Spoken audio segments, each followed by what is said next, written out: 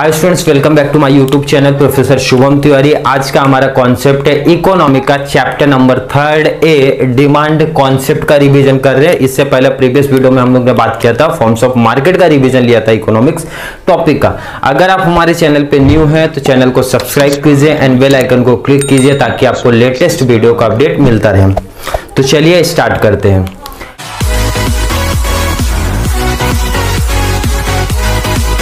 जैसा कि आप लोग को पता है कि हमारा रिवीजन का सीरीज चालू हुआ है। रिवीजन के सीरीज में सबसे पहला चैप्टर हम लोग ने किया था फॉर्म्स ऑफ मार्केट, जिसका लिंक आपको डिस्क्रिप्शन में मिल जाएगा। आज का हमारा कॉन्सेप्ट है चैप्टर 2 रिवीजन के पॉइंट ऑफ व्यू से आप देखोगे चैप्टर 2 का रिवीजन हम लोग करने वाले हैं। 3 ए डिमांड कॉन्सेप्ट, जिसका वेटेज क्या है आपका 8 मार्क्स का वेट है। और हमारा सेकंड चैनल है एचएससी कॉमर्स, जहां पे हम लोग सिर्फ एचएससी का ही वीडियो अपलोड करते हैं। तो आप वो चैनल को भी सब्सक्राइब कीजिए ताकि आपको डिटेल में, वहां पे हम लोग डिटेल में पूरे हर एक चैप्टर्स की, हर एक कॉन्सेप्ट की बात करते हैं। और ये चैनल पे हम लोग सिर्फ रिविजन सीरीज की बात करेंगे, जितने भी सब्जेक्ट है उसके रिविजन सीरीज की बात करते हैं। तो 3 ए का रिवीजन आपको किस तरीके से वीडियो प्रोवाइड होगा, लेक्चर्स कितने, जो भी टाइमिंग है उसका किस तरीके से आपको रहेगा। फर्स्ट हम लोग लॉन्ग आंसर की बात करेंगे, चैप्टर 3 ए की बात करेंगे long answer, then short notes की बात करेंगे, फिर एग्री एंड डिसएग्री की बात करेंगे, डिस्टिंग्विश की बात करेंगे एंड लास्ट में डिफाइन और एक्सप्लेन की बात करेंगे। क्लियर है? तो इस तरीके से वीडियो को सेटअप किया गया है।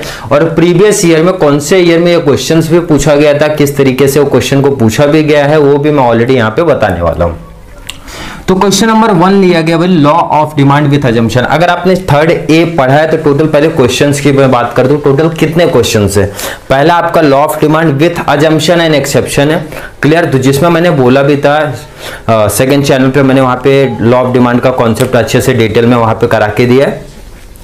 तो मैंने बोला law of demand with assumption and exception में आपका directly question assumption and exception नहीं पूछता, या तो अजम्पशन रखते हैं या तो एक्सेप्शन रखते हैं। क्लियर है? तो लॉ ऑफ डिमांड के साथ या तो अजम्पशन आपका ऐड होगा या फिर एक्सेप्शन ऐड होगा आपका, तो डायरेक्टली क्वेश्चन नहीं। तो लेकिन यहाँ पे मैं क्या बात कर रहा हूँ, क्या टोटल एक ही क्वेश्चन की बात कर रहा हूँ। Law of demand with assumption exception एक क्वेश्चन हो गया, types of demand question number 2 हुआ, and determinants of demand question number 3 हो गया आपका, and next variation in demand and changes in demand. Clear है? 4th टॉपिक हुआ। 5th individual demand versus market demand, ये आपका 5th टॉपिक हुआ। मतलब आप टोटल चैप्टर में देखोगे 5 ही टॉपिक के बारे में बात किया गया, बट इनके जो क्वेश्चंस पूछे जाते हैं बोर्ड एग्जाम में वो थोड़े से घुमा फिरा के क्वेश्चंस पूछे जाते हैं। इसीलिए मैंने बोला वीडियो में टोटल बताने वालों कैसा क्वेश्चन किस तरीके से पूछा जाता है। तो सबसे पहले लॉन्ग आंसर की बात करेंगे। तो पहला क्वेश्चन मैंने लिया law of demand with assumption. अब प्रीवियस ईयर के क्वेश्चन का भी देख लेते हैं कौन कौन से ईयर में पूछा गया। ये क्वेश्चन आपका मार्च 2016 में रखा गया है, 17, 18, 20। अब आप देखोगे लास्ट अपना 6 ईयर में से 4 ईयर्स में रखा गया ये। तो ये मतलब इंपॉर्टेंट क्वेश्चंस आपका यहाँ पे बनता है law of demand with assumption का। ऑलरेडी किस तरीके से लिखना है देखो, मैंने यहाँ पे हेडिंग, पहले हेडिंग आप देखो क्या है, रिवीजन सीरीज है इसलिए थोड़ा फास्ट जाएंगे हम लोग। इंट्रोडक्शन पार्ट आपका पहला है, statement of the law and इसका सिंबॉलिक फॉर्म रहेगा, शेड्यूल को आपको एक्सप्लेन करना 4 पॉइंट्स में, डायग्राम का एक्सप्लेन देखो 3 पार्ट में। तो आपको पहले हेडिंग समझना है क्या क्या आपको करने का है। इंट्रोडक्शन पार्ट, स्टेटमेंट रखना है, सिंबॉलिक फॉर्म रखना है, शेड्यूल रखना है, डायग्राम रखना है। तो ये आपके पॉइंट्स बन जाते हैं। क्लियर है? तो इंट्रोडक्शन की बात करते हैं। इंट्रोडक्शन में देखते हैं क्या लिखा गया। इंट्रोडक्शन में बताने का आपको लॉ किसने दिया था तो ऑलरेडी आपको पता होगा। लॉ ऑफ डिमांड किसने दिया? प्रोफेसर अल्फ्रेड मार्शल ने दिया। उनकी बुक का नाम क्या था? Principle of economics. और कौन से ईयर में वो पब्लिश किया गया था? इन 1890। क्लियर हो गया? और इंट्रोडक्शन में पार्ट में बताना कि ये लॉ में एक्चुअली क्या बताना चाहते हैं। तो लॉ में अल्फ्रेड मार्शल ये बताना चाहते हैं फंक्शनल रिलेशन क्या है? कौन सा रिलेशन? फंक्शनल रिलेशन क्या है, किसके बीच में है? तो प्राइस एंड डिमांड के बीच में कौन सा रिलेशन है, ये इस टॉपिक में वो बताना चाहते हैं। तो इंट्रोडक्शन पार्ट में देखो मैंने 2 पॉइंट्स का यूज किया। फर्स्ट देख लेते हैं, law of demand was stated by, introduced by, आपके ऊपर डिपेंड क्या लिखने वहां पे, बाय प्रोफेसर अल्फ्रेड मार्शल। किसने दिया था? अल्फ्रेड मार्शल ने दिया है। इन हिज बुक का नाम उनका क्या था? Principle of economic, which was published in 1890। कभी पब्लिश किया गया था? 1890। Clear?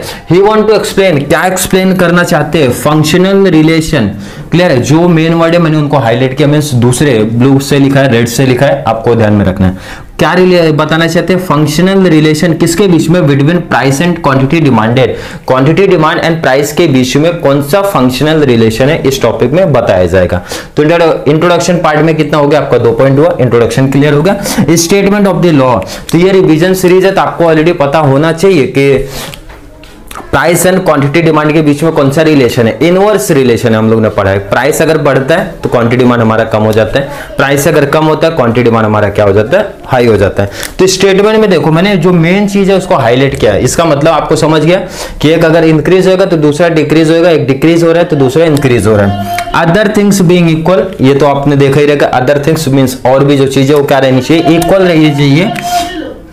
Higher the price of commodity, अब यहाँ पे इंपॉर्टेंट देखो हाईलाइट किया मैंने, हायर द प्राइस। प्राइस क्या रहना चाहिए आपका? Higher the price of commodity, smaller is the quantity demand. Price high रहेगा तो क्वांटिटी डिमांड आपका क्या रहेगा? स्मॉलर रहने वाला है। एंड लोअर द प्राइस, अभी पहले यहाँ पे देखना, फर्स्ट केस में क्या बताया हम लोग ने? प्राइस हाई रहेगा तो क्वांटिटी डिमांड स्मॉलर मींस कम रहेगा। अब अपोजिट बता दो, lower the price of commodity, larger is the quantity demand. अगर प्राइस लोअर है तो लार्जर है। स्टेटमेंट में ध्यान देना आपको, स्टेटमेंट आपका जैसा दिया है आपको वैसे ही लिखना है। आपको वहां पे ओन वर्डिंग नहीं लिख सकते हो आप, क्योंकि स्टेटमेंट पूरा डिफाइन के जैसा पूरा एग्जैक्ट वैसा ही कॉपी करना है। तो ये वर्ड इसीलिए मैंने हाईलाइट करके रखा है, आपको ये चीजें ध्यान में रखने का। सिंबॉलिक फॉर्म की बात करें भाई, it can be expressed as, किस तरीके से दिखाना है? dx equal to function of px, मतलब जो डिमांड, किसी भी कमोडिटी का जो डिमांड है किसके ऊपर डिपेंड रहता है हमारा? तो function of px। px means price के ऊपर। अब एग्जांपल देते हैं, x मतलब जो मैंने यहाँ पे x लिया, किसकी बात करो? किसी भी कमोडिटी की बात कर रहा हूं मैं। dx means demand for commodity x, किसी भी commodity means demand x, commodity x मैंने लिया है, कमोडिटी x का डिमांड है। f मींस क्या हो जाता है हमारा? Function. px means price of commodity x, किसी भी प्रोडक्ट का डिमांड किसके ऊपर डिपेंड है? हमारा प्राइस के ऊपर डिपेंड है। तो थर्ड आपका सिंबॉलिक फॉर्म हो गया।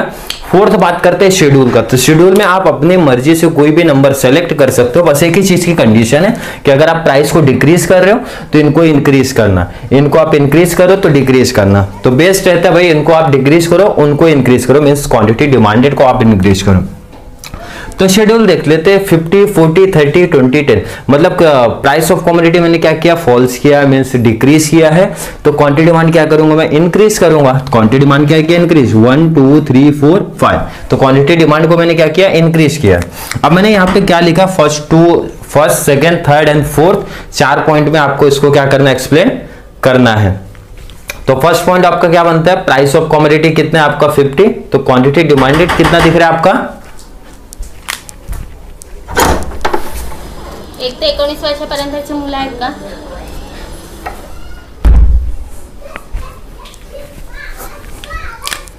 तो फर्स्ट पॉइंट की बात करते हैं, प्राइस ऑफ कमोडिटी आपका कितना दिख रहा है? 50, तो क्वांटिटी डिमांड आपको कितना दे रहा है? 1 kg। तो फर्स्ट पॉइंट में आप यही लिखोगे, when the price of commodity is ₹50, quantity demanded is 1 kg। Clear है? सेकंड में आप क्या देखोगे? प्राइस क्या हो रहा है? डिक्रीज हो रहा है, मींस फॉल्स हो रहा है। तो सेकंड पॉइंट में क्या लिखोगे? When the price of commodity is falls या फिर decrease from 50 to 40, quantity demanded आपका क्या हो रहा है? इंक्रीज हो रहा है। इंक्रीज हुआ फ्रॉम 1 to 2 kg। थर्ड में आप डायरेक्टली लिखो, again the price of commodity is decrease from 40 to 30, 30 to 20, 20 to 10, quantity demanded is quantity demand आपका क्या हो रहा है? इंक्रीज हो रहा है। Quantity demanded is increase from 2 to 3, 3 to 4, 4 to 5। Clear हो गया? Third point. लास्ट में बताना ऊपर का शेड्यूल देख के आपको कैसा लग रहा है, मींस क्या रिप्रेजेंट कर रहा है ऊपर का शेड्यूल? ऊपर का schedule means above schedule are represented, कौन सा रिलेशन दिखा रहा है? इनवर्स रिलेशन दिखा रहा है। किसके बीच में? प्राइस एंड क्वांटिटी डिमांडेड के बीच में इनवर्स रिलेशन आपका दिख रहा है। तो आप इस तरीके से उसको हाईलाइट भी कर सकते हो, दिखा सकते हो कि ऊपर का शेड्यूल एग्जैक्ट क्या बोलना चाहता है। तो यही है, प्राइस अगर बढ़ रहा है तो डिमांड लो हो रहा है, प्राइस अगर लो हो रहा है तो डिमांड आपका इंक्रीज हो रहा है। तो ये कौन सा रिलेशन हो गया? आपका इनवर्स रिलेशन हो गया। डायग्राम की बात करते हैं Y axis and X axis की। तो वाई एक्सिस पे हमेशा आपका प्राइस को रिप्रेजेंट किया जाता है एंड एक्स एक्सिस पे आपको किसका रिप्रेजेंट किया जाता है? क्वांटिटी डिमांडेड का रिप्रेजेंट किया जाता है। तो प्राइस देखो ना 10 to 50 दिया है, तो मैं प्राइस को 10 to 50 कर देता हूं। 10, 20, 30, 40, 50 एंड क्वांटिटी डिमांड आप देखो क्या दिख रहा है आपको? 1, 2, 3, 4, 5। क्लियर हो गया? तो प्राइस ऑफ कमोडिटी आपका कितना है 50, तो क्वांटिटी डिमांड आपका कितना दिख रहा है 1, तो मतलब 50 पे 1 है। आपको पेंसिल लाइन स्केल का यूज कर लेना है, तो एग्जैक्ट आपका लाइन बनने वाला है। ये हो गया। 40 पे आपका 2 है, 40 पे 2 है, तो 40 पे आप 2 ले लो। 30 पे आपका 3 है,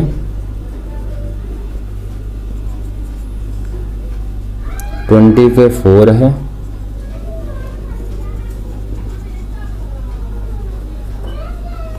क्लियर। इस तरीके से बनेगा। और देन बाद में आप क्या करना, यहां पे लाइन खींच देना, क्लियर। मैंने यहां पे डायरेक्टली हाथ से ड्रॉ किया, आप लोग को पेंसिल स्केल से प्रॉपर गैप रखना है, इसी वजह से यहाँ पे इफेक्ट लाइन है आपका एकदम स्ट्रेट लाइन जाएगा यहाँ पे, क्लियर है। और इसको आप एक नाम भी दे दो डी, क्लियर है। तो डिमांड को देन आपको क्या करना है, 3 पॉइंट्स मैंने यहाँ पे देखो दिखा है, शॉर्ट में लिखा है, तो 3 पॉइंट्स में एक्सप्लेन करना है। फर्स्ट आपको बताना है एक्स एक्सिस पे आपने किसको रिप्रेजेंट किया है एंड वाई एक्सिस पे किसको रिप्रेजेंट किया है।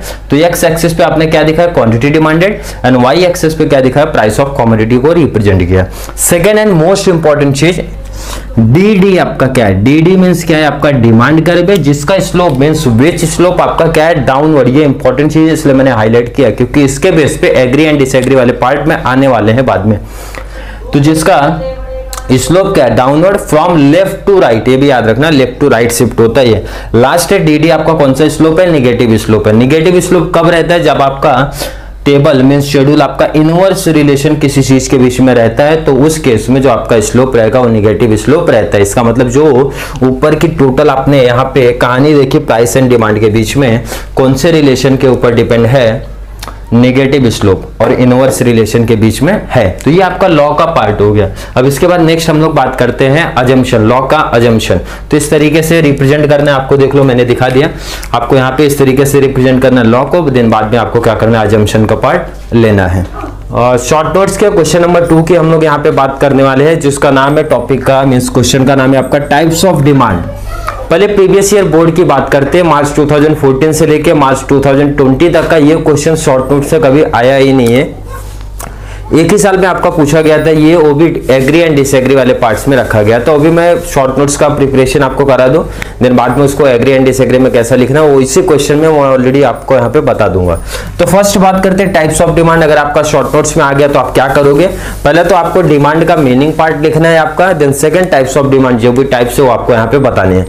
तो डिमांड का मीनिंग आपको ऑलरेडी पहले से ही क्लियर है, Dzire plus ability to pay plus willingness to bye वाली मीनिंग होगी। तो टाइप्स ऑफ डिमांड की बात करते हैं तो टोटल इसके 5 टाइप्स हैं यहाँ पे, direct demand, indirect demand, composite demand, joint demand and competitive demand. Total 5 types है। तो फर्स्ट बात करते हैं अपना कौन सा डिमांड है, डायरेक्ट डिमांड है। मैंने यहाँ पे जो लिखा है शॉर्ट में उसकी मीनिंग लिखा है प्लस उसका एग्जांपल दिया है, सबका सेम वही किया है, मीनिंग शॉर्ट में लिखा है, एग्जांपल मीनिंग शॉर्ट में एग्जांपल किया।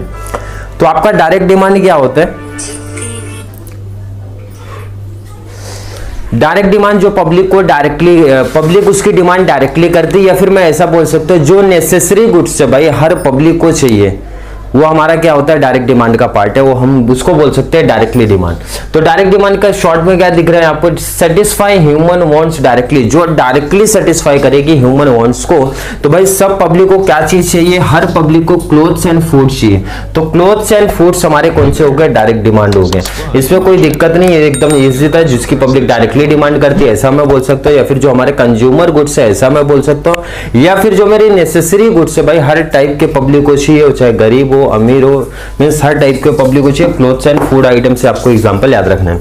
इनडायरेक्ट डिमांड की पहले बात करते हो तो इनका नाम ही है इनडायरेक्ट डिमांड, मतलब इनकी डिमांड इनडायरेक्टली हो जाएगी। क्लियर है, डायरेक्ट मतलब समझा, उसको डायरेक्ट पब्लिक को चाहिए भाई अपना सेटिस्फेक्शन के लिए चाहिए, तो डायरेक्ट डिमांड कर दिया। इनडायरेक्ट मतलब होते हैं कि भाई कुछ फैक्टर आपके पास रहेंगे, कुछ चीजें आपके पास है, तो चौथे या फिर अदर की डिमांड अपने आप होने वाली है, तो इसको हम लोग बोलते हैं इनडायरेक्ट होता है। मीनिंग क्या बोल रहे हैं, गुड्स आर डिमांडेड इनडायरेक्टली, जिस गुड्स की डिमांड इनडायरेक्ट होगी उसको हम लोग क्या बोलते हैं, इनडायरेक्ट डिमांड बोलते हैं। फॉर एग्जाम्पल में आप देख सकते हो फैक्टर ऑफ प्रोडक्शन, आपको पता रहेगा चारों फैक्टर है। अगर मुझे एक्स्ट्रा प्रोडक्शन करना है तो मुझे चारों फैक्टर कंपलसरी चाहिए, मतलब 3 फैक्टर आपके पास है, तो चौथे की डिमांड इनडायरेक्टली आपके पास हो जाएगी।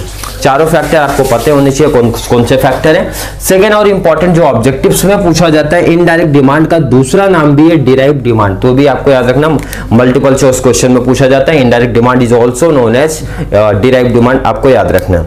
नेक्स्ट डिमांड की बात करते हैं, जॉइंट डिमांड। नाम से पता चला है जॉइंट रहेंगे भाई, दो या दो से ज्यादा गुड्स जो सेटिस्फाई करते किसके, एक सिंगल वांट्स को सेटिस्फाई करेंगे, उसको चाहिए क्या, डायरेक्ट जॉइंट डिमांड बोलते हैं। जॉइंट डिमांड में यहाँ पे क्लियर हो गया, जैसे एग्जांपल्स में बोलता हूँ, मुझे बोर्ड पे लिखना है तो मार्कर चाहिए और मेरा बोर्ड चाहिए, तो मार्कर एंड बोर्ड। या फिर देखो मार्कर को कंटिन्यू लिखने के लिए, देखो लिखना ऑब्जेक्टिव है लेकिन मार्कर है तो इंक भी चाहिए मुझे, मीन्स मार्कर एंड इंक की मैं बात करता हूँ। क्लियर है, तो ये क्या हो गया जॉइंट डिमांड। मीन्स यहाँ पे मेरा ऑब्जेक्टिव क्या है, लिखना, सेटिस्फाई जिससे मेरे को मिलेगा।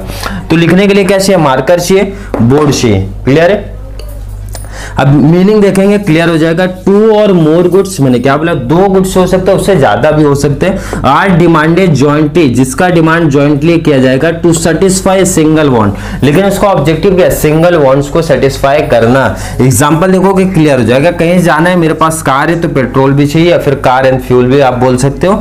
लिखना है तो पेन चाहिए और पेपर भी चाहिए, मतलब लिखना ऑब्जेक्टिव है बट दोनों गुड्स की डिमांड साथ में करना है, पेन भी चाहिए पेपर भी चाहिए। और सेकेंड जॉइंट डिमांड का भी इस टॉपिक में आपका दूसरा नाम दिया गया कॉम्प्लीमेंट्री डिमांड। कॉम्प्लीमेंट्री डिमांड भी बोला जाता है जॉइंट डिमांड को। क्लियर है, नेक्स्ट बात करते हैं कॉम्पिटिटिव डिमांड। नाम से पता चल रहा है कंपटीशन वगैरह रहेगा। कंपटीशन कहां पे रहता है, जहां पे आपका सब्स्टिट्यूट गुड्स अवेलेबल रहता है। तो सब्स्टिट्यूट गुड्स, इसका मतलब मीनिंग क्या बोल रहे हैं, two commodities are close substitutes to each other, मतलब ऐसा दो कमोडिटीज जो क्लोज सब्स्टिट्यूट्स रहेंगे एक दूसरे से। तो क्लोज सब्स्टिट्यूट्स में बार बार मैंने एग्जांपल लिया टी एंड कॉफी का, पेप्सी एंड कोला का। तो ये कौन से है, कॉम्पिटिटिव डिमांड है, मतलब कंपटीशन जिधर पे रहने वाला है। लास्ट बोला कंपोजिट डिमांड। तो कंपोजिट डिमांड जैसे यहाँ पे बोल सकता हूँ मैं सिंपल सा वर्डिंग में कि भाई एक ही कमोडिटी रहेगा, हमारी एक ही कमोडिटी वेरियस वांट्स को सेटिस्फाई करेगी।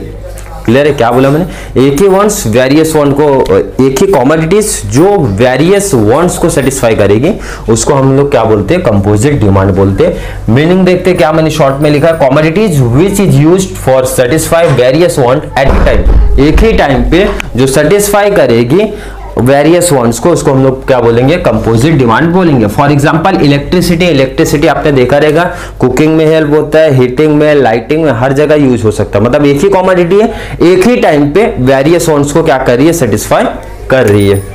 Example electricity, money, water, milk, sugar, मैंने बहुत सारे एग्जांपल्स लेके रखे। और इनका शॉर्ट नोट्स का मींस किस तरीके से प्रेजेंटेशन देने आपको यहाँ पे साइड में दिख रहा होगा, इस तरीके से आपको लिखना है अगर शॉर्ट नोट्स में क्वेश्चन है। अब मैं इसी पार्ट में इसका एग्री एंड डिसएग्री वाला पार्ट बना दे रहा हूँ ताकि आगे का क्वेश्चन मींस इसी में कवर हो जाए, ज्यादा वीडियो बहुत लेंदी ना हो।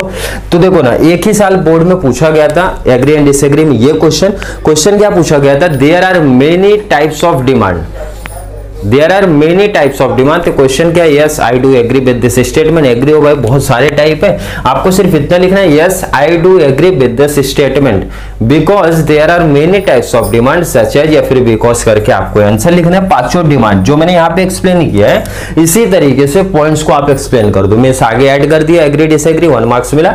बाकी पॉइंट्स कितने चाहिए आपको, 6, लेकिन टाइप्स कितने, 5। तो मैंने बताया था टाइप्स के केस में आपको जितना टाइप्स है उतना ही रिप्रेजेंट करना है, उतना ही लिखना है। तो 5 पॉइंट मतलब पांचों टाइप्स आपको लिख देना है। आपका एग्री एंड डिसएग्री वाला पार्ट भी क्या हो जाएगा, क्लियर हो जाएगा। तो आई होप आपको टाइप्स ऑफ डिमांड यहाँ पे समझ में आया होगा। और अगर एग्री एंड डिसएग्री में पूछेगा तो इसी तरीके से पूछा जाता है आपका क्वेश्चन, वो भी आपका क्लियर हो गया रहेगा। तो चलिए नेक्स्ट पार्ट की बात करते हैं। लॉ ऑफ डिमांड हो गया आपका। अजम्पशन की बात करते हैं, और अजम्पशन में आपको देखो 6 पॉइंट लिखना है आपका। क्लियर है, 8 पॉइंट्स मैं यहाँ पे एक्सप्लेन कर रहा हूँ, बट आपको एग्जाम में 5 to 6 पॉइंट का यूज करना है, 6 मैक्सिमम है, उससे ज्यादा आप यूज मत करो क्योंकि 3 मार्क्स का ही रहता है आपका। मीन्स अगर लॉन्ग आंसर में आता है 8 मार्क्स का है तो लॉ का आपका 5 मार्क्स रहता है, एंड अजम्पशन या फिर एक्सेप्शन का आपका क्या रहता है, 3 मार्क्स रहता है। तो 3 मार्क्स के लिए इको में डबल लिखते हैं, मीन्स 6 पॉइंट मैक्सिमम मैंने बता दिया है यहाँ पे। अगर आपने डिटर्मिनेंट्स ऑफ डिमांड करके रखा है तो अजम्पशन आपका क्लियर हो जाएगा तुरंत के तुरंत। चेंजेस इसमें क्या हो जाता है, देखो ना, अगर आपने डिटर्मिनेंट्स किया तो उसमें कैसा आप पॉइंट पढ़ते हो, प्राइस पढ़ते हो, इनकम पढ़ते हो, साइज ऑफ पॉपुलेशन पढ़ते हो, price of substitute goods, price of complementary goods, taste habit fashions, government policies वगैरह, इतना ही पढ़ते हो। अब अजम्पशन के लिखते टाइम आप सिर्फ चेंजेस देखो ना क्या कर रहा हूं मैं, नो चेंज इन, सिर्फ ये लगा दिया word no change in, change नहीं होना चाहिए। क्लियर है? वर्ड देखो आप क्या सिर्फ लगा दिया मैंने, नो चेंज इन, देखो ना नो चेंज इन, तो नो चेंज इन। बट आप सब पॉइंट्स में नो चेंज इन लगाओगे नहीं तो इससे आपका जो भी पॉइंट्स रहेगा सिमिलर दिखेगा। तो थोड़ा सा उसी चीज को मैं चेंज कर देता हूं। देखो ना इनकम था वहां पे, तो income of consumer remain constant. अब देखो ना मैं ऐसा भी लिख सकता हूं कि no change in consumers income, कोई मिस्टेक्स नहीं है, कोई प्रॉब्लम नहीं है। बट आप सब में नो चेंज लगाओगे तो प्रॉब्लम हो जाएगा पॉइंट्स। तो इससे बेस्ट क्या है, दो ऑप्शन आप ले लो, नो चेंज लगाओ, कुछ में 6 पॉइंट लिखना है तो 3 में नो चेंज आप कर दो, 3 पॉइंट्स में आपको क्या करना है, रिमेन कांस्टेंट लिख दो, नहीं तो रिमेन अनचेंज्ड भी लिख सकते हो आप वहां पे। क्लियर है? तो आपके ऊपर, तो इससे आंसर थोड़ा सा अच्छा दिखने वाला है। क्या बोला मैंने, डिटरमिनेंट्स के जो भी पॉइंट्स है उसमें नो चेंज इन लगा दो, यहाँ पे कॉपी कर दो आप, यहाँ पे no change in climate condition, no change in taxation policy, no change in size of population. अब मैंने बताया जैसे 6 पॉइंट आप लिख रहे हो तो 3 में आप नो चेंज लगाओ, तो 3 में आप क्या करो, रिमेन कांस्टेंट डालो, नहीं तो रिमेन अनचेंज्ड भी करके लिख सकते हो आप। क्लियर है? Income of consumer remain constant, taste habit and fashion remain constant, no change in, अब यहाँ पे मैंने फिर से वही लगाया, no change in expectation about future price, price of substitute goods remain constant, price of complementary goods remain unchanged. तो आपके ऊपर डिपेंड है, मतलब आपको चेंज थोड़ा सा करते रहना, किसी में नो चेंज आप लगा दो, किसी में रिमेन कांस्टेंट लगाओ, किसी में रिमेन अनचेंज्ड लगा दो, मतलब मिक्सअप आप रखो, तो आंसर थोड़ा सा अच्छा वहां पे दिखने वाला है। तो यहाँ पे पॉइंट्स की पहले मैंने बात कर ली, चलिए एक एक पॉइंट्स की बात करते हैं। Assumption of the law of demand, पहले आपको पॉइंट्स दिखाना है, कौन से आप 6 पॉइंट आप लिखना चाहते हो, एक्सप्लेन करना चाहते हो। तो no change in size of population, determinants में हम लोग ने पहले से ही किया है कि अगर P मींस पॉपुलेशन की बात कर रहा हूं, पॉपुलेशन अगर बढ़ता है तो डिमांड भी क्या करता है, बढ़ता है। क्लियर है? आप किसी एरिया की बात कर लो, किसी एरिया में अगर पब्लिक बढ़ेगी तो कॉमन सी भाई हर जो भी रिसोर्सेस है, हर जो भी कमोडिटी है उसकी डिमांड क्या होती है, बढ़ती है। या फिर आप एक सिंपल सा अपनी फैमिली का एग्जांपल देख सकते हो, फैमिली में पब्लिक बढ़ेगी, फैमिली में अगर लोग बढ़ते हैं तो घर में जो है हर एक चीज की डिमांड धीरे धीरे क्या होती है, बढ़ने लगती है। तो मतलब सिंपल सा मैं ये बोल सकता हूं कि अगर population, no change in size of population, size, जब ये लॉ आप देख रहे हो तो ये अजम्पशन लेना है साइज में मींस पॉपुलेशन में चेंजेस नहीं करना है। क्यों? क्योंकि अगर पॉपुलेशन बढ़ेगा तो डिमांड बढ़ेगा। क्लियर है कि नहीं? तब तो वो लॉ का रूल तो लगेगा नहीं, क्योंकि लॉ का रूल क्या था, प्राइस बढ़ेगा तो डिमांड कम होएगा। लेकिन उसके साथ अगर आप पॉपुलेशन भी बढ़ा देते हो तो डिमांड भी आपका बढ़ेगा, और उसका अपोजिट भी, अगर पॉपुलेशन कम होता है तो डिमांड भी क्या चलेगा, कम हो जाएगा। ये ऑलरेडी हम लोग ने डिटरमिनेंट्स में बहुत अच्छे से देखा है।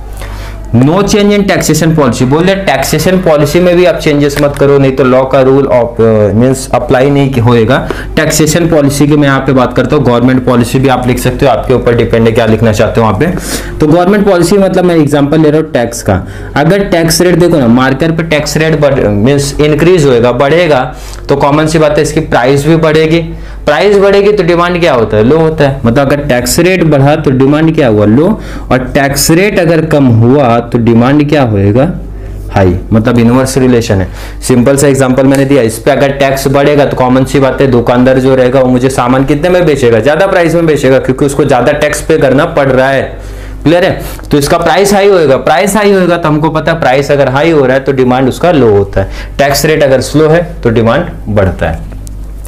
No change in climate condition, बोल दिया क्लाइमेट कंडीशन में आप चेंजेस मत करो, नहीं तो उसकी क्लाइमेट कंडीशन की वजह से भी डिमांड पे इफेक्ट पड़ता है। जैसे एक सिंपल सा एग्जांपल, अम्ब्रेला की बात करते हैं। अम्ब्रेला कौन से सीजन में ज्यादा हमारा डिमांड बढ़ती है, तो रेनी सीजन। क्लियर है? क्लाइमेट कंडीशन के ऊपर डिपेंड है। अब दूसरा भी एग्जांपल देख सकते हो, आइसक्रीम की बात करो, कोल्ड ड्रिंक्स की बात करो, ये सबसे ज्यादा कौन से टाइम पे बिकने वाली चीजें हैं, समर सीजन में। क्लियर है? मतलब क्लाइमेट कंडीशन के बेस पे इन प्रोडक्ट्स की, इन कमोडिटीज की डिमांड क्या हो रही है, इंक्रीज हो रही है। इसीलिए बोला गया no change in climate condition. Climate condition में आप चेंज मत करिए, क्लाइमेट कंडीशन में आप चेंज करोगे तो डिमांड या तो इंक्रीज हो जाएगा या तो डिक्रीज। अब जैसे मैंने बताया कि अगर अम्ब्रेला कौन से रेनी सीजन में, अम्ब्रेला की डिमांड क्या हो जाएगी, ज्यादा हो जाएगी। आइसक्रीम, कोल्ड ड्रिंक्स का कौन से सीजन में डिमांड ज्यादा होएगा, समर सीजन में डिमांड ज्यादा हो जाएगा। ये दो पॉइंट्स आप साथ में करो। Price of substitute goods, substitute goods में दो एग्जांपल आप देख सकते हो, टी एंड कॉफी का एग्जांपल देख सकते हो, पेप्सी एंड कोला का एग्जांपल आप देख सकते हो। बोला गया जो सब्स्टिट्यूट गुड्स हैं उनके भी प्राइस आपको क्या रखना है, कांस्टेंट रखना है आपको। नहीं तो मैंने बताया था प्राइस अगर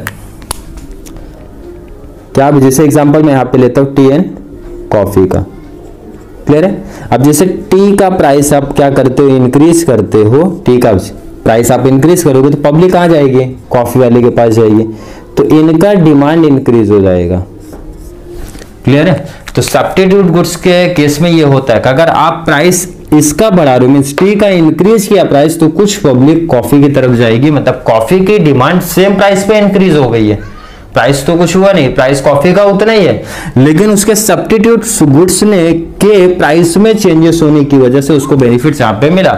मतलब अगर आप प्राइस ऑफ टी इंक्रीज करते हो तो quantity demand of coffee is also increase, clear.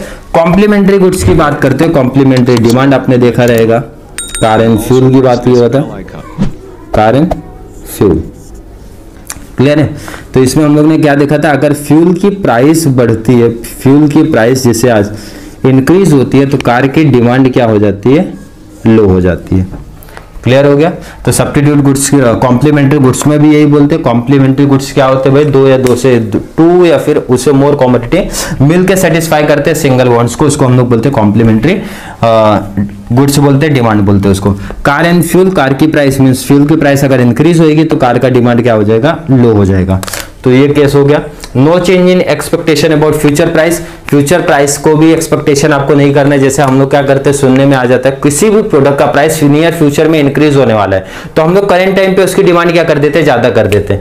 मतलब हमको सुनने में आया कि 2 दिन के बाद इस कॉमोडिटी की प्राइस हाई होने वाली है, तो उसको अभी हम लोग क्या करते हैं, पहले ही परचेस कर लेते हैं, ज्यादा क्वांटिटी में परचेस कर लेंगे, क्लियर है। तो यही है no change in expectation about future price, मतलब नियर फ्यूचर में अगर हमको पता चला प्राइस अगर हाई होने वाला है, सॉरी प्राइस अगर हाई होने वाला है तो क्वांटिटी डिमांड हम लोग क्या कर देते हैं, ज्यादा कर देते हैं, क्योंकि ये तो फ्यूचर में होने वाला है और ये करेंट टाइम पे ही, करेंट टाइम का ही हम लोग क्वांटिटी डिमांड क्या करते हैं, इंक्रीज कर देते हैं। इसका अपोजिट भी हो सकता है, नियर फ्यूचर में अगर हमारे प्रोडक्ट की प्राइस कम होने वाली है तो हम लोग अभी क्या करते हैं, कम परचेस करते हैं, प्राइस कम होने का वेट करते हैं, क्लियर है।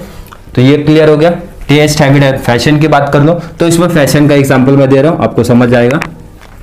कोई भी जो फैशनेबल गुड्स होता है पब्लिक क्या करती है, उसको हायर प्राइस पे खरीदती है। जो गुड्स देखा रहेगा आपने मार्केट में फैशन में आया है तो पब्लिक उसको ज्यादा प्राइस पे भी परचेस कर ले रही है।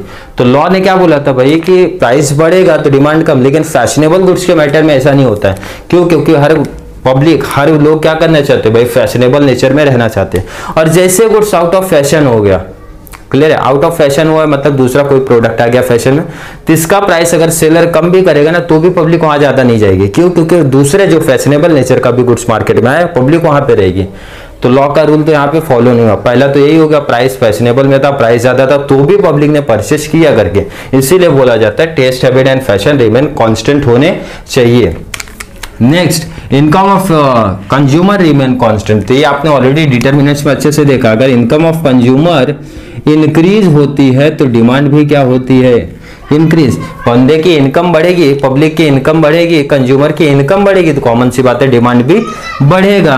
और इनकम अगर कम होएगा तो डिमांड भी कम हो जाएगा, क्लियर है। क्योंकि इनकम के ऊपर ही तो डिपेंड है भाई, कितना खर्चा करना चाहता है, कितना किस प्रोडक्ट की डिमांड करना चाहता है। इसीलिए बोला जाता है जब ये लॉ की बात करेंगे, लॉ जो आपने पढ़ा, लॉ की जब बात करेंगे तो इतने चीजों का अजम्पशन लेना है कि इसमें चेंजेस नहीं होना चाहिए। अगर आप इसमें चेंजेस करोगे तो ये जो लॉ ऑफ डिमांड का कॉन्सेप्ट आपने देखा वो अप्लाई नहीं होएगा। इसीलिए जब लॉ ऑफ डिमांड की आप बात करो, प्राइस एंड क्वांटिटी का रिलेशन आप देखने जाओ तो ये जितने भी फैक्टर है वो क्या होने चाहिए, कॉन्स्टेंट होने चाहिए, उसमें आप चेंजेस मत करना, नहीं तो लॉ ऑफ डिमांड का रूल अप्लाई ही नहीं होएगा।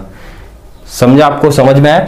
लॉ ऑफ डिमांड में क्या, प्राइस आई डिमांड लो, लेकिन उसी के साथ में कोई भी आप एक फैक्टर देखो ना भाई, किसी भी चीज की प्राइस बढ़ी, अभी इनकम की मैं बात कर लो, प्राइस बढ़ी तो उसी के साथ मेरी इनकम भी बढ़ गई तो मैं क्या करूंगा, डिमांड ज्यादा करूंगा, तो लॉ का रूल अप्लाई ही नहीं हुआ। इसीलिए जितने भी पॉइंट्स है आपको वहां पे क्या दिख रहा है, नो चेंज या फिर कांस्टेंट की बात कर रहे हैं। कांस्टेंट रखना है जब आप लॉ ऑफ डिमांड को अप्लाई करते हो तो ये आपका लॉन्ग आंसर, मैंने इसमें पॉइंट्स की बात कर दिया, 6 पॉइंट आपको रखने हैं। अब चलिए क्वेश्चन नंबर 2 लॉन्ग आंसर की बात करते हैं, law of demand with exception की। क्वेश्चन अभी क्वेश्चन नंबर 2 की बात करते हैं हम लोग। क्वेश्चन नंबर 2 आप देखो क्या है, law of demand with exception, मार्च 14, 15, 19।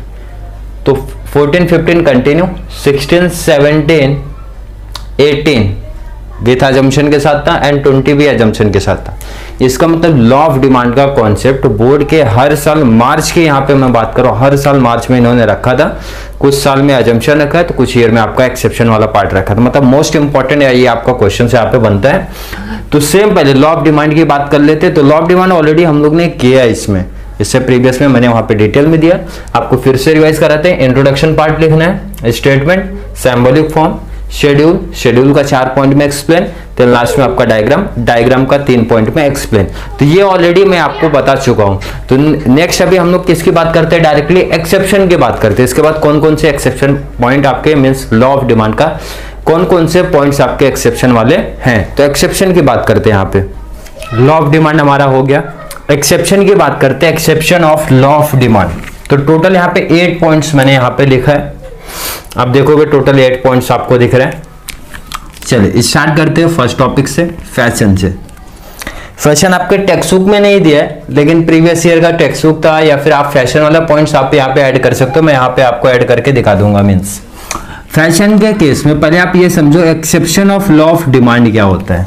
देखो ना, लॉ ऑफ डिमांड हम लोग ने देखा, price increase, demand decrease, price decrease, demand decrease. मतलब कौन सा रिलेशन आपको दिख रहा है, इनवर्स रिलेशन दिख रहा है। बट लॉ ऑफ डिमांड के मींस एक्सेप्शन के केस में क्या होने वाला है, प्राइस इंक्रीज, डिमांड भी आपके इंक्रीज होएगा, प्राइस डिक्रीज, डिमांड भी डिक्रीज होगा। मींस डायरेक्ट रिलेशन आपको दिखने वाला है।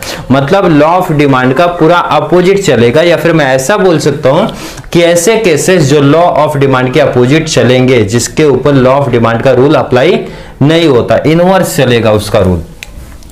तो exception of law of demand के केस में फर्स्ट फैशन की बात करते हैं। तो देखो ना, फैशनेबल जो गुड्स होता है, जो फैशनेबल गुड्स होता है मार्केट में फैशन में है, तो उसका डिमांड क्या रहता है, हाई रहता है।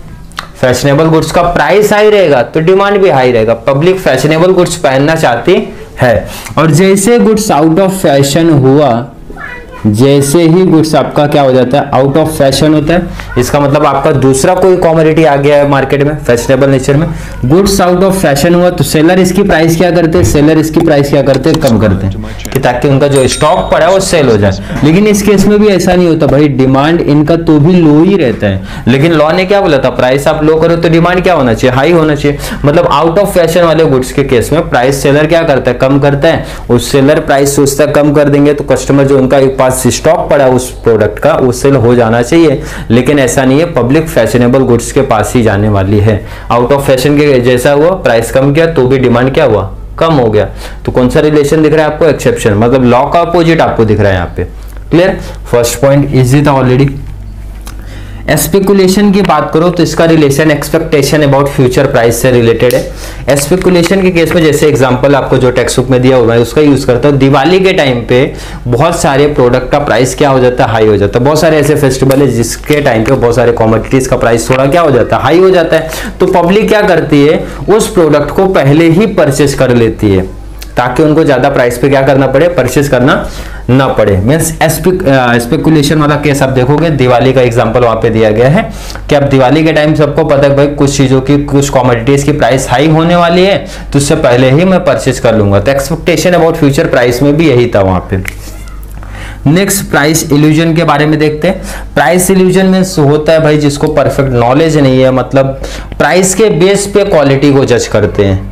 बहुत सारे ऐसे लोग हैं, प्राइस हाई देखते तो क्या जज करते हैं भाई, बेटर क्वालिटी है। मतलब प्राइस हाई दिख रहा है उनको तो उनको ये लगता है कि भाई बेटर क्वालिटी का प्रोडक्ट है, और वो क्या करते हैं, ज्यादा प्राइस होने के बावजूद प्रोडक्ट की डिमांड कर लेते हैं। क्या सोच के कि प्रोडक्ट बेटर क्वालिटी का रहेगा, ब्रांडेड चीज रहेगी, तो क्या करते हैं, प्राइस हाई है फिर भी क्या किया, डिमांड कर लिया। मतलब प्राइस अगर हाई है तो भी मैंने डिमांड कर लिया, डिमांड ज्यादा कर लिया। तो देखो ना, इधर भी सेम डायरेक्ट रिलेशन लग रहा है। क्यों, क्योंकि मुझे प्राइस इल्यूजन का प्रॉब्लम है। प्राइस इल्यूजन का प्रॉब्लम होता है तो इसका मतलब ये होता है पब्लिक प्राइस के बेस पे उसकी क्वालिटी को जज करती है, और ज्यादा प्राइस होने के बावजूद क्या करते हो, परचेज कर लेते हैं। तो देखो ना, लॉ का अपोजिट रूल इसमें भी अप्लाई हो रहा है। नेक्स्ट बात करते हैं प्रेस्टीज गुड्स की बात करते हैं। प्रेस्टीज गुड्स ये हाई प्रोफाइल लोगों की है। प्रेस्टीज गुड्स क्या होता है, जैसे आपके डायमंड्स हो गए, बंगलो हो गए, लग्जरीज कार हो गया, तो ये रिच फैमिली की कैटेगरी में आते हैं। तो क्या रहता है भाई, अपने इनकम के हिसाब से स्टेटस अपना देखते हैं। मतलब उसमें क्या रहेगा आपका, जैसे डायमंड्स की प्राइस हाई होगी तो भी वो परचेस करते हैं, क्यों? क्योंकि उनका स्टेटस आपका देखना है। तो यहाँ पे क्या होता है देखो ना, डायमंड्स की प्राइस अगर हाई हुआ तो भी वो डिमांड क्या कर रहे हैं, डिमांड ज्यादा ही कर रहे हैं। क्लियर है ना। बंगलों की भी बात करो, बंगलों की बात करो, लग्जरियस कार की आप बात करो, देखो ना प्राइस हाई हुआ तो उनका डिमांड भी क्या होता है, हाई होता है। क्यों? क्योंकि वो रिच फैमिली से है। प्राइस लो हुआ तो लोग उसकी डिमांड भी लो करते हैं। क्यों? क्योंकि वो लोग अपने स्टेटस के बेस पे जाते हैं। तो प्रेस्टीज गुड्स के केस में भी ये रूल अप्लाई नहीं होता है। गिफेंस पैराडॉक्स इसको लास्ट में करते हैं क्योंकि इंपॉर्टेंट टॉपिक है ये। नेक्स्ट बात करते हैं इग्नोरेंस। इग्नोरेंस मतलब ये होता है भाई जब आपको परफेक्ट नॉलेज ही नहीं हो। अब जैसे मैं मार्केट में गया कोई सामान परचेस करने, मुझे उस प्रोडक्ट की क्या प्राइस है, प्राइस कम हुआ है कि प्राइस ज्यादा हुआ, मुझे आइडिया नहीं था। क्लियर है। तो मतलब परफेक्ट नॉलेज ही नहीं था। मैं दुकान पे गया, सामान परचेस कर लिया, हो सकता है सेलर ने मुझे ज्यादा प्राइस पे सामान दे दिया।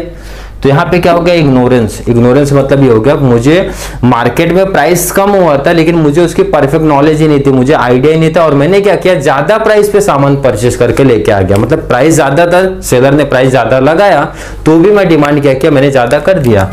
प्राइस क्या हुआ, प्राइस मार्केट में कम था लेकिन ज्यादा प्राइस सेलर ने मुझसे लिए, सेलर ने मुझसे ज्यादा प्राइस लिए, फिर भी मैं डिमांड क्या किया, डिमांड ज्यादा किया। ये कब होता है, जब आपको परफेक्ट नॉलेज नहीं होता, मतलब प्राइस का क्या चल रहा है मार्केट में, प्राइस फॉल्स हुआ है या फिर इंक्रीज हुआ है, क्या हुआ नहीं आइडिया रहता है, तो उस केस में सेलर आपको फ्रॉड कर लेते हैं, मतलब सेलर चीट कर लेते हैं। तो जब नॉलेज नहीं, परफेक्ट नॉलेज नहीं होता तो उस केस में हम लोग क्या करते हैं, डिमांड ज्यादा कर लेते हैं। तो ये भी देखो आपका डायरेक्ट रिलेशन वाला सीन दिख रहा है। डिमॉन्स्ट्रेशन इफेक्ट है। डिमॉन्स्ट्रेशन इफेक्ट मतलब ये होता है, सिंपल सा मैं बता दूं, आज की जो करंट टाइम पे इस पे लो जो मींस लो फैमिली या फिर मिडिल फैमिली आप बोलोगे, ये लोग करते हैं कि ये लोग क्या करते हैं डिमॉन्स्ट्रेशन इफेक्ट में, मतलब लो फैमिली वाली जो है जिनका इनकम लो है वो क्या करते हैं, थोड़ा सा अपना स्टेटस हाई करना चाहते हैं। तो ये क्या करेंगे, अपना ऐसा प्रोडक्ट परचेस करेंगे जिससे उनका स्टेटस शो ऑफ हो। जैसे एग्जांपल की मैं बात करूं तो लो स्टेटस फैमिली की मैं यहाँ पे बात करूं, जिनका इनकम लो रहता है उनकी बात करूं, तो वो अपने घर में जैसे वॉशिंग मशीन परचेस करेंगे, फ्रिज परचेस करेंगे, बेड परचेस करेंगे, अलमारी परचेस करेंगे, ताकि उनका जो स्टैंडर्ड ऑफ लिविंग है वो क्या दिखना चाहिए, हाई दिखना चाहिए। लो इनकम ग्रुप है लेकिन वो दिखना किस तरीके से चाहते हैं, हाई इनकम ग्रुप के हिसाब से दिखना चाहते हैं मींस। तो यहाँ पे क्या करें लोग, भाई ऐसे प्रोडक्ट परचेस करें जो इनके बजट से बाहर है। बजट से बाहर मींस उनको काफी एडजस्टमेंट करना पड़ता है, प्राइस उनका हाई है, उनके इनकम के हिसाब से प्राइस हाई है, फिर भी वो क्या कर रहे हैं, डिमांड हाई रख रहे भाई, डिमांड परचेस कर रहे, घर में एक ना एक चीज आनी चाहिए, मोबाइल्स आनी चाहिए, जैसे मैंने एग्जांपल्स दिया, वॉशिंग मशीन हो गया, टीवी हो गया, फ्रिज हो गया, हर एक चीज दिखाना चाहते हैं कि उनको स्टैंडर्ड ऑफ लिविंग हाई करने के लिए। तो इस केस में वो क्या कर रहे हैं, प्राइस देखो ना, प्राइस हाई है फिर भी वो क्या कर रहे हैं, डिमांड उसकी हाई रख रहे हैं। ये आपका डिमॉन्स्ट्रेशन इफेक्ट हो गया।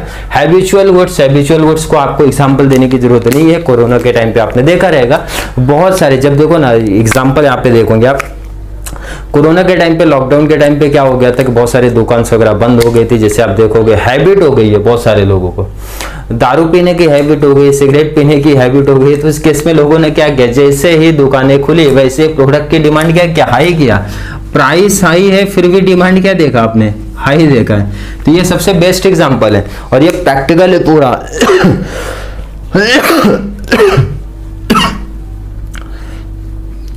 प्रोडक्ट हैबिचुअल गुड्स के केस में यही होता है, प्रोडक्ट के प्राइस हाई होते फिर भी पब्लिक क्या करती है, उसको डिमांड हाई करती है। क्यों? क्योंकि उनको उस चीज की हैबिट हो चुकी है। क्लियर है। लास्ट मतलब सबसे ये अलग पार्ट है, गिफेंस पैराडॉक्स की बात करते हैं। इन्होंने क्या किया, पहले गुड्स की बात करते हैं। हमारे पास दो गुड्स है, एक होता है इंफीरियर गुड्स, एक होता है सुपीरियर गुड्स। इंफीरियर गुड्स की बात करें तो लो क्वालिटी वाले गुड्स होते हैं और सुपीरियर गुड्स की बात करूं तो यहाँ पे थोड़े से अच्छी क्वालिटी के गुड्स होते हैं। जैसे एग्जांपल की मैं बात करता हूँ जो यूज हुआ है इसमें, इंफीरियर गुड्स की मतलब मैं बात करता हूँ जैसे ब्रेड वगैरह की बात करता हूँ, ब्रेड हो गए आपके इधर inferior goods, and superior goods में आपके आते हैं मीट वाली चीजें हो गए। जो सर गिफेंस पैराडॉक्स थे, सर गिफेन पैराडॉक्स वाला जो कॉन्सेप्ट दिया है रॉबर्ट ने, उन्होंने क्या किया कि ये जो लॉ ऑफ डिमांड का रूल है वो इस पे ट्राई किया, किस पे, inferior goods and superior goods के केस में उन्होंने अप्लाई किया। जैसे एग्जांपल की बात करता हूं, ब्रेड की बात करता हूं, अगर ब्रेड की प्राइस में क्या होती है, कमी आती है, मींस डिक्रीज अगर उसकी प्राइस हो रही है, तो पब्लिक यहाँ रूल क्या बोलता है, देखो ना, प्राइस कम हुआ तो डिमांड क्या होना चाहिए, बढ़ना चाहिए। बट इंफीरियर गुड्स के केस में ऐसा नहीं हुआ। अगर ब्रेड की प्राइस क्या हो गई, कम हुई, तो डिमांड नहीं बढ़ा। उसका अपोजिट आप सुपीरियर गुड्स की बात करो, मीट की प्राइस आप कम कर रहे हो तो पब्लिक डिमांड उसकी ज़्यादा कर रही है। तो उन्होंने ये पाया कि जो इन्फीरियर गुड्स का अगर प्राइस कम हो रहा है तो पब्लिक इसकी डिमांड नहीं कर रही है। अपोजिट है भाई, वो पैसा कहाँ लगा रही है, सुपीरियर गुड्स में, मतलब सुपीरियर गुड्स के केस में वो चीज अप्लाई हो रही है। तो ये मोस्ट इंपॉर्टेंट टॉपिक से ये आपको ध्यान में रखना है कि inferior goods and superior goods simple सा कॉन्सेप्ट है। इन्फीरियर गुड्स मतलब लो क्वालिटी गुड्स आप बोल सकते हो, जैसे ब्रेड की बात किया मैंने कि अगर ब्रेड का प्राइस क्या हो रहा है, कम हो रहा है, तो उसकी डिमांड पब्लिक ज्यादा नहीं कर रही है, वो पैसा आप यूज करके कहाँ लगा रही है, सुपीरियर गुड्स मतलब मीट वाले सुपीरियर गुड्स में अप्लाई कर रही है। तो ये आपका हो गया exception of law of demand. यहाँ पे मैंने 8 पॉइंट्स लिखा है, आपको एग्जाम में 6 पॉइंट लिखना है। गिवन पैराडॉक्स वाला पॉइंट अगर आपको याद हुआ तो बेस्ट है आपका, मींस इसका कंटेंट एक्चुअली काफी ज्यादा बड़ा है बट स्कोरिंग है। और गिवन पैराडॉक्स आपका डिफाइन और एक्सप्लेन में वाले पार्ट में भी पूछा जाता है वहां पे। तो आपको इसमें से कोई भी 6 पॉइंट आपको लॉ ऑफ डिमांड के साथ एडजस्ट करना है। आई होप आपको ये टॉपिक समझ में आया होगा। तो चलिए नेक्स्ट पार्ट की बात करते हैं। लॉन्ग आंसर पार्ट हमारा हो गया है कंप्लीट। हम लोग बात करते हैं शॉर्ट नोट्स की बात करते हैं। तो शॉर्ट नोट्स में पहला क्वेश्चन आपका आता है determinants of demand, directly question पूछा जाएगा, या फिर फैक्टर इन्फ्लुएंसिंग द डिमांड। कौन कौन से ऐसे फैक्टर है जो इन्फ्लुएंस करते हैं, मींस इफेक्ट डालते हैं, मींस प्रभाव डालते हैं किसके ऊपर, डिमांड के ऊपर, या फिर डायरेक्टली डिटरमिनेंट्स ऑफ डिमांड। अगर मैं शॉर्ट नोट्स की बात करूं तो ये क्वेश्चन आज तक शॉर्ट नोट्स में कभी पूछा नहीं गया है। आप मार्च 2014 से लेकर 20 तक की बात करो तो शॉर्ट नोट्स में ये क्वेश्चन नहीं पूछा गया है, बट एग्री एंड डिसएग्री में पूछा गया है। तो एग्री एंड डिसएग्री में किस तरीके से पूछा गया है, जब मैं एग्री एंड डिसएग्री आगे की वीडियो की बात करूंगा वहां पे मैं आपको बताऊंगा। तो एग्री एंड डिसएग्री में पूछा तो आपको शॉर्ट नोट्स को क्लियर करना ही पड़ेगा। यहाँ पे क्लियर है तो यही चीजें तो आप वहां पे अप्लाई करोगे, मींस वहां पे वही लिखोगे, सिर्फ आपका एग्री एंड डिसएग्री वहां पे डिसाइड करना रहता है। तो डिटरमिनेंट्स ऑफ डिमांड, बहुत सारे डिटरमिनेंट्स है, बहुत सारे फैक्टर है जो डिमांड पे इफेक्ट डालते हैं। तो क्लियर करने से स्टार्ट करते हैं हम लोग, देखते हैं कितना पॉइंट्स यहाँ पे लिखा गया। पॉइंट नंबर 1 की बात करते हैं, प्राइस। फर्स्ट पॉइंट हमारा क्या आता है, प्राइस आ जाता है। तो ऑलरेडी आपने लॉ देख लिया भाई, लॉ में क्या पढ़ रहे हो तो इसमें कुछ तो लिखने की जरूरत ही नहीं है। प्राइस अगर आपका हाई हो रहा है तो डिमांड क्या होता है, डिमांड लो। प्राइस अगर लो होता है तो डिमांड आपका क्या होता है, हाई हो जाता है। ये तो आपने लॉ में ही देख लिया कि अगर किसी भी प्रोडक्ट की प्राइस अगर इंक्रीज हो रही है तो क्वांटिटी डिमांड उस कमोडिटी की क्या हो जाती है, डिक्रीज हो जाती है। प्राइस अगर आपकी डिक्रीज हो रही है तो डिमांड क्या हो जाती है, इंक्रीज हो जाती है। Means price is an important factor, important determinants of demand, सबसे इंपॉर्टेंट डिटरमिनेंट्स है। सेकेंड बात करते हैं इनकम। तो ये भी मैं ऑलरेडी बता चुका हूं भाई, किसी भी बंदे की अगर इनकम बढ़ती है तो डिमांड भी क्या होती है, बढ़ती है। इनकम कम होती है तो डिमांड भी क्या होती है, कम होती है। तो ये तो आपने प्रैक्टिकल देखा था भाई, घर में कमाने वाले की इनकम बढ़ेगी तो घर में देखा रहेगा अच्छी चीजों की डिमांड होती है, टीवी आ जाता है, बाइक आ जाता है, बड़े मोबाइल्स आ जाते हैं, मतलब बहुत सारी चीजें इस तरीके से देख रहेगा। इनकम बढ़ती है तो डिमांड भी बढ़ती है, इनकम कम हुई तो डिमांड कम होती है। साइज ऑफ पॉपुलेशन की बात करते हैं तो साइज ऑफ पॉपुलेशन ये भी ऑलरेडी अजम्पशन में देख लिया है। साइज ऑफ पॉपुलेशन, घर की बात कर लो, घर के एग्जांपल की बात कर लो भाई, पॉपी मींस पॉपुलेशन की बात हो रही है यहाँ पे। अगर साइज ऑफ पॉपुलेशन, घर में अगर पॉपुलेशन बढ़ी तो डिमांड भी क्या होती है, बढ़ती है। पॉपुलेशन कम हुई तो डिमांड क्या होती है, कम हो जाती है। सिंपल सा लॉजिक है भाई, पब्लिक बढ़ेगी तो कॉमन सी बात है हर एक चीज की डिमांड अपने आप बढ़ जाती है। क्लियर है, कंज्यूम भाई पब्लिक ज्यादा करने वाली है, पब्लिक कम हो तो डिमांड क्या होता है, डिमांड भी ऑटोमेटिक कम हो जाता है। Price of substitute goods and complementary goods. Substitute goods में मैंने एग्जांपल दिया था टी एंड कॉफी। अगर टी के प्राइस में कोई इफेक्ट हो रहा है, अगर टी के प्राइस में कोई इफेक्ट हुआ तो टी के प्राइस में अगर कोई इफेक्ट हुआ तो कॉफी का डिमांड बढ़ेगा, कॉफी का डिमांड अपने आप बढ़ेगा सेम प्राइस पे। क्यों, क्योंकि उसके सब्स्टिट्यूट गुड्स के प्राइस में चेंजेस हुआ है तो उसका बेनिफिट उसको मिलेगा सेकंड प्रोडक्ट को, मींस अनदर प्रोडक्ट जो उसका सब्स्टिट्यूट है उसको मिलने वाला है। चाय का प्राइस बढ़ाओगे, पब्लिक थोड़े, कुछ पब्लिक, सब नहीं बोल रहा हूं मैं, कुछ पब्लिक कहां पे जाएगी, कॉफी के पास, जबकि कॉफी का प्राइस क्या हुआ, उतना ही हुआ। क्लियर है। Price of complementary goods. Complementary goods में मैंने एग्जांपल दिया था भाई कार एंड फ्यूल।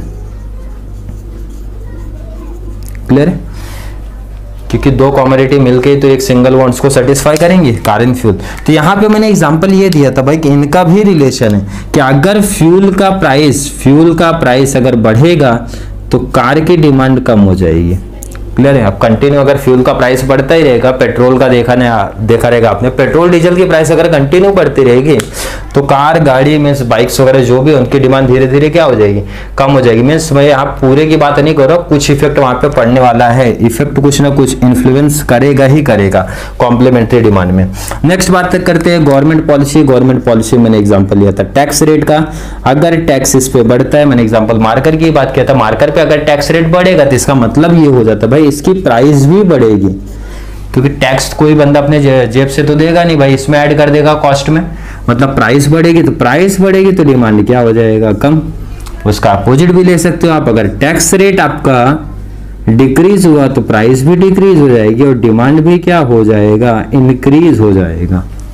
क्लियर है? तो यहाँ पे इनवर्स रिलेशन दिख रहा है आपको। एक्सपेक्टेशन अबाउट फ्यूचर प्राइस, और भी ऑलरेडी एजम्पशन में देख चुके हैं। अगर हमको लगता है किसी भी प्रोडक्ट का प्राइस नियर फ्यूचर में बढ़ने वाला है तो हम उसकी डिमांड करंट टाइम पे क्या करते हैं, ज्यादा कर देते, भाई फटाफट खरीद के रख लो अभी से। नियर फ्यूचर में किसी प्रोडक्ट की प्राइस अगर कम होने वाली है तो हम क्या करते हैं, वेट करते हैं कम हो जाए प्राइस तो हम परचेस करेंगे। ऐसा आपने प्रैक्टिकल लाइफ में भी बहुत सारे एग्जांपल्स देखा रहेगा। इसके बेस पे दो केस हो सकते हैं, या तो प्राइस बढ़ेगा तो हम लोग क्या करते हैं, अभी से परचेस करके रख लेते हैं, या अपोजिट हो सकता है, प्राइस हो सकता है कम हो तो हम लोग वेट करते हैं कम होने की, कम होगा तो उस टाइम पे हम लोग परचेस करेंगे। क्लियर है? तो इसका भी रिलेशन है इनके साथ।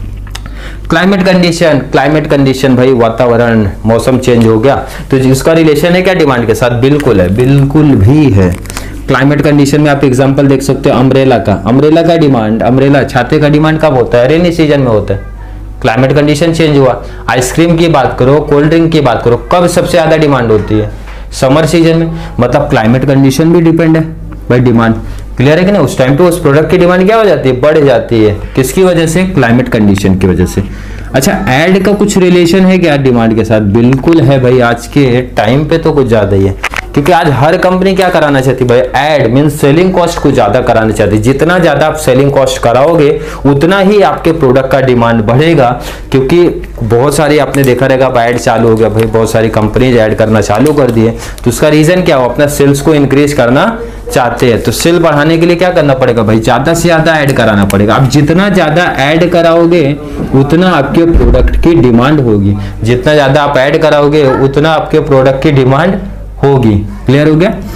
टेस्ट, हैबिट एंड फैशन की बात करते हैं, इसका ये डिमांड पे इफेक्ट डालते हैं, बिल्कुल इफेक्ट डालते हैं। इसमें एग्जांपल मैंने फैशन के बारे में दिया था, आप हैबिट का भी डाल सकते हो भाई। हैबिचुअल गुड्स, मेरे को हैबिट हो गया कोई, जैसे मैंने बोला था आपको, अगर किसी प्रोडक्ट की हैबिट हो जाती है, जैसे मैंने सिगरेट्स की बात किया था, दारू की बात किया था भाई, उस चीज की अगर मुझे हैबिट हो जाएगी तो क्या होगा, डिमांड बढ़ेगा। प्राइस अगर बढ़ेगा तो भी मैं डिमांड क्या करूंगा, उस केस में ज्यादा करूंगा।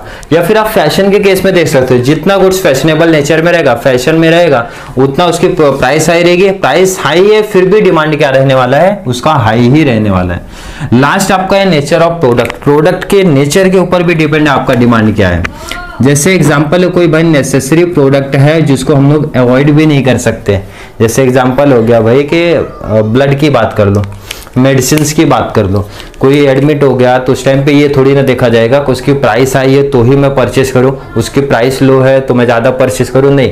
क्यों? क्योंकि वो नेसेसरी मीन्स जब हमको जरूरत पड़ती है उसके बेस पे हम लोग परचेस करते हैं। तो लास्ट है नेचर ऑफ प्रोडक्ट। तो ये हमारा हो गया टोटल शॉर्ट नोट्स का क्वेश्चन आपका यहाँ पे बन जाता है। अब ये आपका बोर्ड एग्जाम में मैंने बोला ये शॉर्ट नोट्स में क्वेश्चन पूछा नहीं गया है। एग्री एंड डिसएग्री में किस तरीके से पूछा जाएगा तो हम लोग वहां पे एग्री एंड डिसएग्री में बात करेंगे उसकी। नेक्स्ट अभी हमारा पार्ट क्या है, एग्री एंड डिसएग्री का पार्ट है।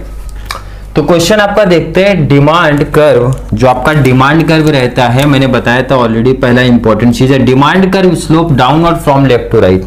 क्लियर है? डिमांड का slope from downward from left to right. तो मैंने लॉ वाला ही पार्ट लिखा है, तो लॉ का प्रिपरेशन आपने पहले ही किया। तो इसी को देखो आप एग्री एंड डिसएग्री में कैसे आप चेंज करोगे। तो लॉ का फॉर्मेट यही बताया था मैंने, introduction, statement, symbolic form, schedule, schedule का 4 point and then diagram, diagram का 3 पॉइंट। इसमें सेकंड पॉइंट में हमारा लाइन था DD means demand curve which slope downward from left to right. यहाँ पे हम लोग ने पढ़ा इसका डिमांड क्या होता है, डाउनवर्ड होता है, लेफ्ट टू राइट होता है। क्वेश्चन भी यही है, मींस यस एग्री है, yes I do agree with this statement. 1 marks आपको यहाँ पे मिलेगा एग्री एंड डिसएग्री पे। तो जो आप एग्री एंड डिसएग्री लिखना प्रॉपर लिखना है, क्योंकि अगर आपने एग्री एंड डिसएग्री में ही मिस्टेक किया और एक्सप्लेन प्रॉपर किया तो भी उसका मार्क्स नहीं मिलता है। तो मोस्ट इंपॉर्टेंट है आपको यहाँ पे ध्यान रखना है कि एग्री है कि डिसएग्री, वहां पे आपको ध्यान में रखना है। तो यहाँ पे क्या लिखा मैंने, yes I do agree with this statement, statement दे दिया। तो यहाँ पे अपने को मार्क्स भी मैं बता दूं, यहाँ पे एग्री एंड डिसएग्री बताने का 1 मार्क्स रहता है। क्लियर? तो 4 मार्क्स का टॉपिक है, 3 मार्क्स बचते हैं, तो 3 मार्क्स के लिए आपको 6 पॉइंट का यूज करना है। अब देखिए अगर लॉन्ग आंसर का प्रिपरेशन आपने कर लिया तो सिंपल से देखो आप पॉइंट्स कैसे बनाओगे। अब जो यहाँ पे लॉन्ग आंसर में हम लोग ने इंट्रोडक्शन करके हेडिंग डाला था ना, वो आप यहां से हटा दो, इंट्रोडक्शन आपको नहीं लिखना है। पॉइंट नंबर 1 इसको कर दो। क्लियर है? मैंने क्या बोला, इंट्रोडक्शन वहां पे हेडिंग डाल के आपने कंटेंट लिखा, तो यहाँ पे इंट्रोडक्शन लिखना नहीं है। पॉइंट नंबर 1 आप डायरेक्टली एक्सप्लेन करो। क्लियर है? पूरा पॉइंट नंबर 1 हो गया। सेम इसको भी आप हटाओ और इसको भी डायरेक्टली आप पॉइंट नंबर क्या बोलो, पॉइंट नंबर 2 बोलो। क्लियर हो गया? पॉइंट नंबर 3 सिंबॉलिक फॉर्म लिखना आपको, वो लिखना ही है। 3rd हो गया। 4th आपका शेड्यूल बनाना है। शेड्यूल में 4 पॉइंट एक्सप्लेन करने के लिए बोला था, आप 4 नहीं 1 ही करना है। मतलब ये आपका 4th हुआ तो ये आपका 5th पॉइंट बन जाएगा। क्लियर है? 5th पॉइंट में डायरेक्टली बताना है, above schedule are represented inverse relation between price and quantity demanded. मतलब जो शेड्यूल के एक्सप्लेन में मैंने 4थे पॉइंट की बात किया था, वो आपको लिखना है पॉइंट नंबर सीधा 5th बोल के। आपको बनाना है तो आप बना सकते हो, नहीं तो कोई कंपलसरी नहीं है। 6 पॉइंट आपका डायग्राम वाला पार्ट हो जाएगा। क्लियर है? डायग्राम पार्ट बनाना कंपलसरी है क्योंकि डिमांड कर्व के बारे में है। अब ये आपको बताना जरूरी नहीं है, ये X axis and Y axis वगैरह नहीं। इंपॉर्टेंट क्या है ये, अभी तो 6 हो चुका है ऑलरेडी। आप 7 पॉइंट इसको रख सकते हो, 8 पॉइंट इसको रख सकते हो। क्लियर है? मतलब यहाँ पे ये हुआ भाई कि अगर लॉन्ग आंसर की प्रिपरेशन मैंने पहले ही करके रखी है तो उसको एग्री एंड डिसएग्री में आप कर सकते हो। सिर्फ चेंजेस देखो मैंने क्या किया है। मैंने क्या बोला, 6 पॉइंट करना, लेकिन यहाँ पे अपना इजिली कितना पॉइंट बन गया, 8 पॉइंट्स। एक्स्ट्रा कुछ यहाँ पे पढ़ने की आपको जरूरत नहीं है, सिर्फ पॉइंट आपने कन्वर्ट कर दिया तो ये आपका आंसर हो जाता है। क्लियर है? इस तरीके से आपका डिमांड कर्व का जो स्लोप है downward from left to right का आंसर होगा। अगर इस तरीके से आपने प्रॉपर लिखा तो आपका 4 मार्क्स का है, तो 4 में से 4 आपको इजिली मींस पूरा मार्क्स मिलेगा। यहाँ पे कोई मार्क्स आपका कट नहीं होता है। तो चलिए नेक्स्ट क्वेश्चन की बात करते हैं। नेक्स्ट क्वेश्चन नंबर 2 की बात करते हैं, एग्री एंड डिसएग्री वाले पार्ट की बात करते हैं। तो क्वेश्चन क्या दिया गया है, there are no exception of the law of demand. Already long answer में हम लोग ने बात किया था, exception of law of demand की बात किया था। टोटल मैंने 8 पॉइंट्स की बात किया था, जिसमें मैंने बोला था आपको एग्जाम में कोई 6 पॉइंट आपको क्लियर करके जाना है। क्वेश्चन देखते हैं क्या लिखा, देयर आर नो एक्सेप्शन। बोला गया है कोई भी एक्सेप्शन ही नहीं है लॉ ऑफ डिमांड का, तो नो डिसएग्री है आपका। क्लियर है? क्योंकि एक्सेप्शन है, टोटल 8 पॉइंट्स आपको यहाँ पे दिख रहे हैं। तो आंसर क्या लिखना आपको, no I do not agree with this statement because, क्योंकि भाई एग्री नहीं हो। क्यों? रीजन क्या है, there are many exception of the law of demand, they are as follows. मतलब आपके बहुत सारे डिमांड के एक्सेप्शन है जो आप यहाँ पे नीचे देख सकते हो। क्लियर है? ऑलरेडी ये पार्ट मैं आपको बता चुका हूं, तो इसमें पॉइंट सिर्फ आप देख लो क्या लिखा गया, ये आपका आंसर हो गया। इसमें से देखो 1 मार्क्स तो आपको मैंने बता दिया, एग्री एंड डिसएग्री वाले पार्ट में आपके आंसर पे 1 मार्क्स रहता है, 3 मार्क्स आपके उसके कंटेंट पे रहेगा, आपको जो भी आप एक्सप्लेन करोगे। तो कोई भी 6 पॉइंट का आप यूज कर सकते हो। यहाँ पे कोई भी आपके ऊपर डिपेंड है, आप कौन से 6 पॉइंट का आप यूज करना चाहते हो। कोई भी 6 पॉइंट का आपको यूज करना, डायरेक्टली आप पॉइंट लिखो, एक्सप्लेन लिखो। जैसे मैंने यहाँ पे लॉन्ग आंसर वाले पार्ट में आपको एक्सप्लेन किया था, कोई भी 6 पॉइंट का आप यूज कर सकते हो। एक्सेप्शन वाला पार्ट आपका क्या हो जाता है, क्लियर हो जाता है। क्लियर? तो इसको एक्सप्लेन करने की जरूरत नहीं है, क्योंकि exception of law of demand long answer में मैंने वहां पे आपको ऑलरेडी अच्छे से एक्सप्लेन कर दिया है। तो नेक्स्ट क्वेश्चन की तरफ बढ़ते हैं। एग्री एंड डिसएग्री की बात करेंगे, क्वेश्चन नंबर 2 की बात करेंगे। तो पहला क्वेश्चन आप देखो ना, determinants of demand and factor influencing the demand. ये मैं ऑलरेडी शॉर्ट नोट्स में आपको बता चुका हूँ, इसलिए मैं यहाँ पे इसको एक्सप्लेन नहीं करने वाला हूँ। किस तरीके से आपको लिखना है वो मैं यहाँ पे सिर्फ एक्सप्लेन करने वाला हूँ।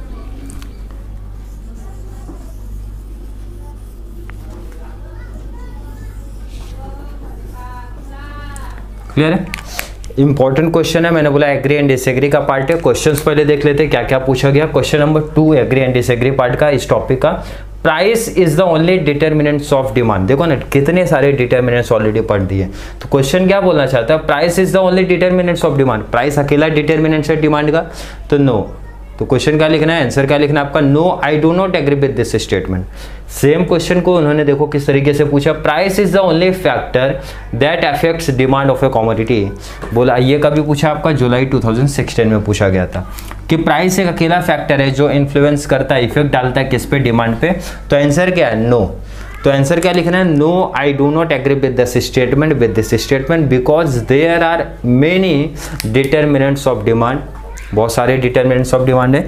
तो इस केस में आप क्या करोगे ना, प्राइस को मत लिखना, प्राइस तो उन्हें तो बोल दिया, प्राइस को छोड़ के बाकी कोई भी आप 6 पॉइंट का यूज करना, प्राइस को नहीं लिखना है, ध्यान देना आपको। प्राइस इंपॉर्टेंट फैक्टर है, इंपॉर्टेंट डिटर्मिनेंट्स है, बट आपको उसके अलावा कोई भी आपका 6 पॉइंट आपको यहाँ पे यूज करना है। जिस तरीके से आप यहाँ पे देखोगे, मैंने आंसर यहाँ पे मेंशन किया है, उस तरीके से ही आपको रिप्रेजेंट करना है आंसर। उसके बाद देना आपको कोई भी 6 पॉइंट ही लिखना है आपको यहाँ पे। क्लियर है? क्वेश्चन नंबर 2 क्लियर हो गया। क्वेश्चन नंबर 3 की बात करो, देखो ये भी आपके जितने भी बोर्ड में क्वेश्चंस पूछे गए, मैंने वही क्वेश्चंस का आपको यहाँ पे बात कर रहा हूँ। यहाँ पे population is the only determinants of demand, March 2015 में रखा है, मतलब इसी के बेस पे देखो क्वेश्चन बना है। Population is the only determinants, population मतलब साइज ऑफ पॉपुलेशन की बात कर रहा है कि ये अकेला डिटर्मिनेंट्स है क्या डिमांड का। तो आंसर क्या है, no I do not agree with this statement because there are many further determinants of demand. तो जब आप एक्सप्लेन करोगे 6 पॉइंट, तो इसमें आप क्या करना, साइज ऑफ पॉपुलेशन को मत एक्सप्लेन करना। क्यों? क्योंकि उसके बारे में तो ऑलरेडी यहाँ पे बोल चुके हैं। तो आप उसके अलावा साइज ऑफ पॉपुलेशन को छोड़ के बाकी कोई भी 6 पॉइंट आप यहाँ पे यूज कर सकते हो।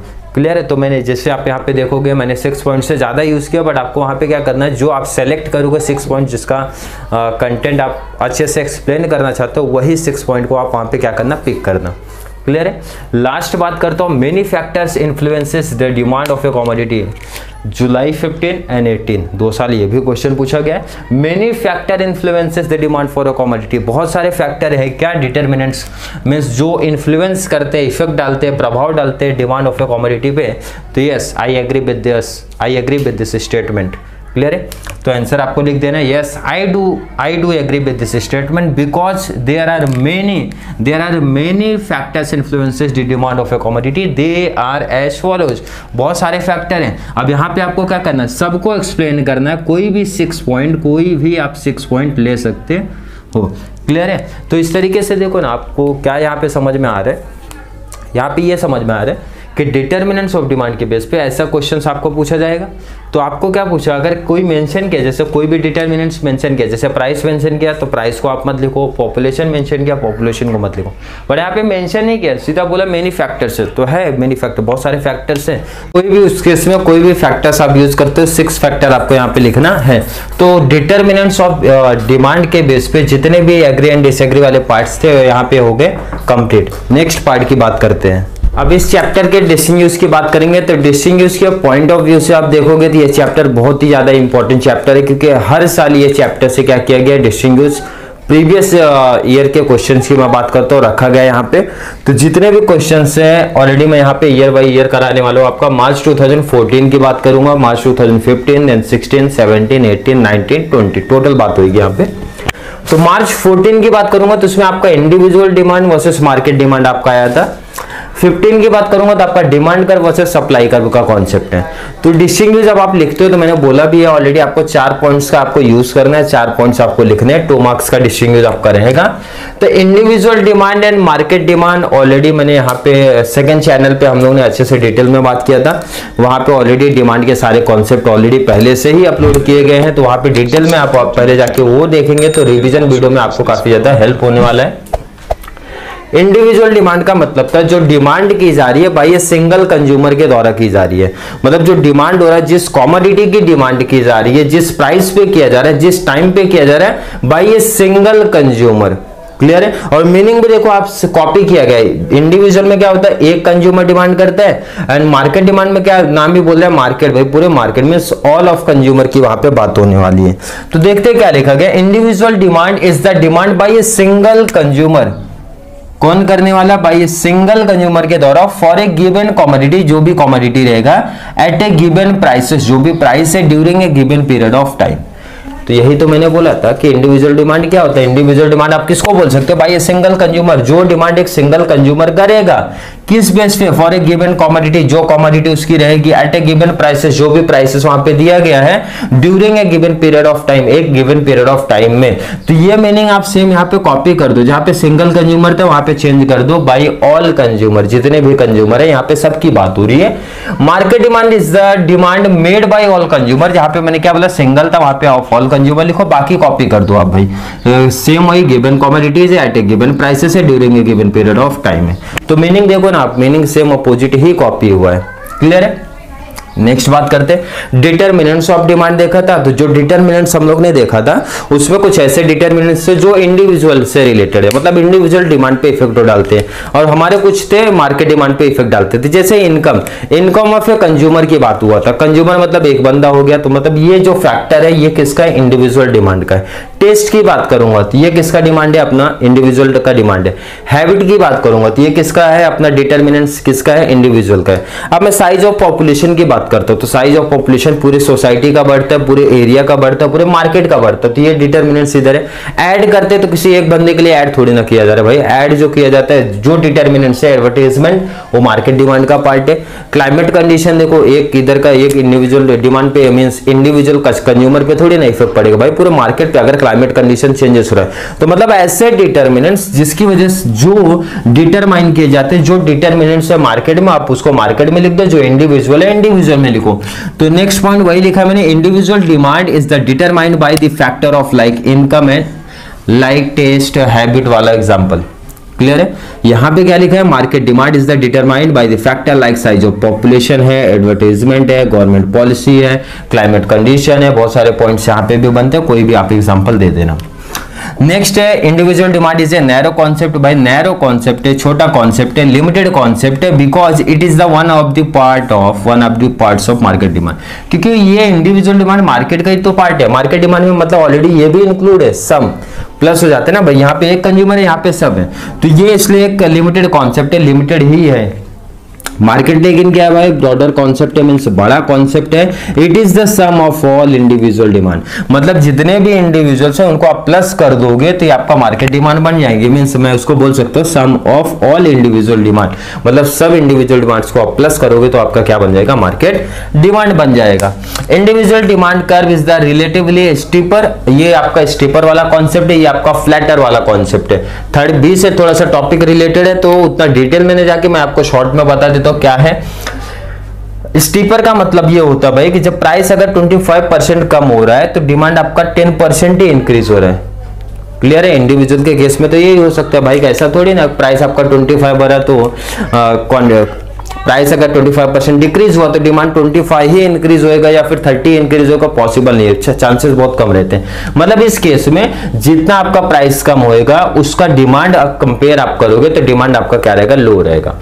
मतलब greater change in price of commodity will be less effect in the quantity demanded. और यहाँ पे उसका उल्टा, अगर प्राइस 10% भी कम हो तो 25% पब्लिक, क्योंकि टोटल मार्केट की बात हो रही है भाई, मार्केट में ऑलरेडी सब कंज्यूमर आ गए तो कॉमन सी बात है प्राइस में छोटा सा इफेक्ट डालोगे तो पब्लिक ज्यादा परचेस करने जाएगी। बट इंडिविजुअल के केस में ऐसा नहीं पॉसिबल है, इंडिविजुअल में हमेशा अपोजिट चलता है। तो इसीलिए जो इनका इंडिविजुअल डिमांड कर बताया गया वो कौन सा है, रिलेटिवली स्टीपर है, रिलेटिवली फ्लैटर है। अब आप अगर डिस्टिंग्विश का पॉइंट इसमें और एडिशन भी करना चाहते हो आप कर सकते हो, जो आपका एक एग्जांपल दिया गया आप एग्जांपल भी डाल सकते हो, आप डायग्राम पार्ट भी बना सकते हो, आपके ऊपर डिपेंड है। तो 4 पॉइंट्स यहाँ पे मैंने एक्सप्लेन किए, मैंने बताया एक्स्ट्रा आपके पास एग्जांपल्स है वो भी रख सकते हो, आपको इसमें से कोई पॉइंट हटा के वो एग्जांपल सेटअप करना है तो वो रख सकते हो, कोई इश्यू नहीं होगा उसको।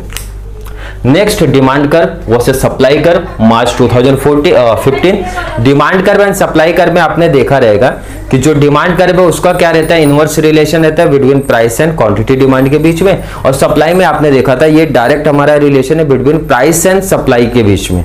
थोड़ा कॉन्सेप्ट क्लियर है तो डिस्टिंग्विश में ज्यादा प्रॉब्लम नहीं आने वाला है। Demand curve slope downward from left to right, तो ये ऑलरेडी अगर आपने डिमांड कर्व सप्लाई कर्व किया तो ये तो क्लियर ही हो जाना चाहिए कि इनका स्लोप कौन सा है, डाउनवर्ड। तो इनका स्लोप क्या है, अपवर्ड है, क्योंकि डिमांड का डाउनवर्ड की तरफ आता है और इनका अपवर्ड की तरफ से आता है। क्लियर है? ये क्या रिप्रेजेंट करता है? Inverse relation. कौन सा रिलेशन है? मैंने बता भी दिया। इनवर्स रिलेशन किसके किसके बीच में? प्राइस के बीच में एंड डिमांड के बीच में, कि दोनों के बीच में इनवर्स चलता है, अपोजिट रिलेशन। प्राइस अगर इंक्रीज होगा तो क्वांटिटी डिमांड डिक्रीज होगा, प्राइस अगर decrease quantity demand increase. But यहाँ पे कौन सा रिलेशन है? डायरेक्ट रिलेशन है between price and quantity supply. यहाँ पे quantity and supply and price के बीच में कौन सा रिलेशन है? डायरेक्ट रिलेशन है। नेक्स्ट बात करते हैं, डिमांड कर इंडिकेट्स द कंज्यूमर बिहेवियर। किसका बिहेवियर रिप्रेजेंट करता है? तो लॉ ऑफ डिमांड पढ़ाते टाइम ही मैंने बता दिया कि जो लॉ ऑफ डिमांड का कॉन्सेप्ट है, जो डिमांड का कॉन्सेप्ट है, किसके पॉइंट ऑफ व्यू से चलता है? किसके बिहेवियर के ऊपर चलता है? तो कंज्यूमर्स के बिहेवियर के ऊपर चलता है, कि कंज्यूमर बिहेवियर क्या रिस्पॉन्ड करते हैं किसको? Change in its price. Price में अगर चेंजेस होता है तो कंज्यूमर का क्या बिहेवियर रहेगा। और जो ये टॉपिक है सप्लाई वाला कॉन्सेप्ट था, किसके हिसाब से था? प्रोड्यूसर के हिसाब से था, सेलर के हिसाब से था। तो यहाँ पे किसका बिहेवियर है? सेलर का बिहेवियर है। किसको लेके? जब प्राइस में चेंजेस होता है उनको लेके क्या इनका रिस्पॉन्स रहता है, वो ये बताते हैं। नेक्स्ट, डिमांड कर क्या रिप्रेजेंट करता है? Graphical representation. ग्राफिकल मतलब आपको समझ गया, आप डायग्राम पार्ट में उसको एक्सप्लेन करते हो। तो ग्राफिकल रिप्रेजेंटेशन है किसके बारे में बताता हो? प्राइस के बारे में, और डिमांड का रिलेशन उसमें शो करता है। आप डायग्राम के बेस पे तो जज करते हो, मींस ग्राफिकल रिप्रेजेंटेशन के बेस पे ही आप जज करते हो कौन सा रिलेशन है? इनवर्स रिलेशन है, मतलब वो रिप्रेजेंटेशन करता है। सेम सप्लाई के क्या रिप्रेजेंट कर रहा है भाई? प्राइस एंड सप्लाई का रिलेशनशिप कहां पे रिप्रेजेंटेशन कर रहा है? ग्राफिकली। मतलब आप देखोगे ना तो ये सबसे इजी कॉन्सेप्ट हो गया। अगर आपने पहले से ही डिमांड कर एंड सप्लाई में अपने थोड़ा सा भी किया रहेगा तो ये कॉन्सेप्ट आपका क्लियर हो जाएगा। तो चलिए नेक्स्ट पार्ट देखते हैं हम। तो दो डिस्टिंग्विश हमारा यहाँ पे कंप्लीट हो गया। Question number 3 means distinguish number 3 and 4 की बात करते हैं तो ये आपका टॉपिक है expansion of demand and increase in demand, जो आपका मार्च 2016 में रखा गया है। Increase in demand versus decrease in demand, जो आपका मार्च 2017 में रखा गया। आप यहाँ पे डायरेक्टली में जो भी आपका डिस्टिंग्विश है वो डायरेक्टली ना करें। मैंने सेकंड चैनल पे HSC कॉमर्स पे ऑलरेडी इसके बारे में ऑलरेडी शॉर्ट नोट्स का पूरा डिटेल वहां पे लिया है। क्योंकि अगर आपने शॉर्ट नोट्स में मतलब आप पहले इसके कॉन्सेप्ट को पढ़िए, बाद में इसको आप डिस्टिंग्विश पे लिख सकते हैं। आपको मींस तब आपको रेक्टिफिकेशन करने की कोई जरूरत नहीं है। फिर भी मैं यहाँ पे थोड़ा सा पार्ट रिवाइज करता हूँ। आपका यहाँ पे दो पार्ट था, एक था हमारा वेरिएशन इन डिमांड, एक था हमारा चेंजेस इन डिमांड। क्या था? Variation in demand and changes in demand. Variation in demand में मैंने बताया था कि जो आपके देखो ना डिटरमिनेंट्स आपने देखा था, price, income, size of population, taste habit, government policies वगैरह, बहुत सारे डिटरमिनेंट्स आपने देखा था। उसमें से मैंने बोला प्राइस को आप अलग रखते हो, बाकी को मैं अदर फैक्टर बोलूंगा। तो प्राइस की वजह से जो डिमांड में इफेक्ट पड़ेगा, सिर्फ प्राइस की मैं बात कर रहा हूं, अदर फैक्टर रिमेन कांस्टेंट। ये हमारा होता है variation in demand. And changes in demand की जब मैं बात करता हूं तो जो अदर फैक्टर की वजह से क्वांटिटी डिमांड में जो चेंजेस आता है उसको हम लोग बोलते हैं changes in demand. Changes in demand के दो टाइप से जो आपको यहां दिख रहे हैं, increase in demand and decrease in demand. तो इसमें मैंने क्या बताया, ये किसका टाइप है? चेंजेस इन डिमांड का टाइप है, जिसमें हम लोग देखते हैं increase in demand, decrease in demand. नाम से पता चल रहा है increase in demand, demand increase होगा किसकी वजह से? अदर फैक्टर की वजह से। प्राइस को यहाँ पे कांस्टेंट लिया जाएगा। डिक्रीज में भी सेम वही कंडीशन। वेरिएशन का भी सेम आपका दो टाइप था। वेरिएशन का मतलब मैंने क्या बताया, प्राइस की वजह से क्वांटिटी डिमांड में इफेक्ट जो पड़ता है उसको हम लोग बोलते हैं वेरिएशन इन डिमांड। उसमें दो टाइप था जो आपका, जिसमें से पहला यहाँ पे दिख रहा है एक्सपेंशन ऑफ डिमांड, डिमांड का इंक्रीज होना। तो डिमांड इंक्रीज कब होता है? जब प्राइस क्या होता है आपका? कम होता है, मींस डिक्रीज होता है, तो आपका डिमांड क्या होगा? इंक्रीज। दूसरा हमारा आता है contraction of demand. Contraction of demand same, इसका रिवर्स करो। डिमांड आपका कम हो रहा है, तो डिमांड आपका कम कब होएगा? जब आपका प्राइस इंक्रीज होगा। तो क्लियर है? तो थोड़ा सा इंट्रो पार्ट दे दिया, तो फटाफट हम लोग रिवाइज करते क्या है। फर्स्ट हम लोग 17 वाले को करते, क्योंकि ऑलरेडी यहाँ पे मैंने थोड़ा सा पार्ट क्लियर किया। Increase in demand, decrease in demand की बात करो, ये किसका टाइप है? किसके टाइप के अंदर आते हैं? चेंजेस इन डिमांड के टाइप के अंदर आते हैं। तो चेंजेस इन डिमांड में मैंने क्या बोला? प्राइस को आप अदर रखो, अदर फैक्टर को अलग रखो। अदर फैक्टर की वजह से प्राइस में जो चेंजेस आता है उसको हम लोग बोलते हैं चेंजेस इन डिमांड। तो चेंजेस इन डिमांड में क्या बोला मैंने? Increase in demand, decrease in demand. मतलब दोनों केस पॉसिबल है। आपका डिमांड इंक्रीज भी हो सकता है, आपका डिमांड डिक्रीज भी हो सकता है। तो इंक्रीज इन डिमांड देख लेते हैं। फर्स्ट में क्या लिखा है? Increase in demand refers to rise in the demand due to change in the other factor। Other factor की वजह से जो डिमांड में चेंजेस आया है उसको हम लोग क्या बोलते हैं? Increase in demand. Price remaining constant, तो मैंने पहले ही बोला इस टॉपिक में प्राइस को आपको कांस्टेंट ही लेना है। तो सेम यहाँ पे उसको आप उल्टा लिख दो कि भाई यहाँ पे डिमांड क्या होगा, नाम ही बता रहा है डिमांड आपका इंक्रीज होगा, तो यहाँ पे डिमांड आपका क्या होगा, डिक्रीज होगा, means fall in quantity demand due to changes in the other factor. Price को आपको कांस्टेंट ही रखना है, मतलब मीनिंग बहुत सिंपल है, नाम ही बता रहा है उनका increase in demand, demand increase हुआ किसकी वजह से, अदर फैक्टर की वजह से। वहां पे आपको क्या लिखना है, डिक्रीज इन डिमांड किसकी वजह से, अदर फैक्टर की वजह से। Increase in the demand is the result of, क्यों इंक्रीज हो सकता है आपका डिमांड, रीजन क्या क्या दिख रहा है आपको, देखो increase in income, income increase होता है तो डिमांड भी इंक्रीज होता है, इनकम डिक्रीज हुआ तो डिमांड भी डिक्रीज होएगा। तो मतलब सेम देखो अपोजिट ही मैंने लिखा है, डिक्रीज इन डिमांड कब पॉसिबल है आपका, जब इनकम आपका डिक्रीज होएगा। Increase in population, population increase तो आपका डिमांड भी इंक्रीज, पब्लिक बढ़ेगी तो डिमांड भी बढ़ेगा, सेम अपोजिट लिख दो, decrease in population. When goods are in fashion, मैंने बताया था fashionable goods are purchase at higher price, fashion में कोई गुड्स है तो ज्यादा प्राइस पे भी पब्लिक खरीदेगी तो डिमांड बढ़ेगा।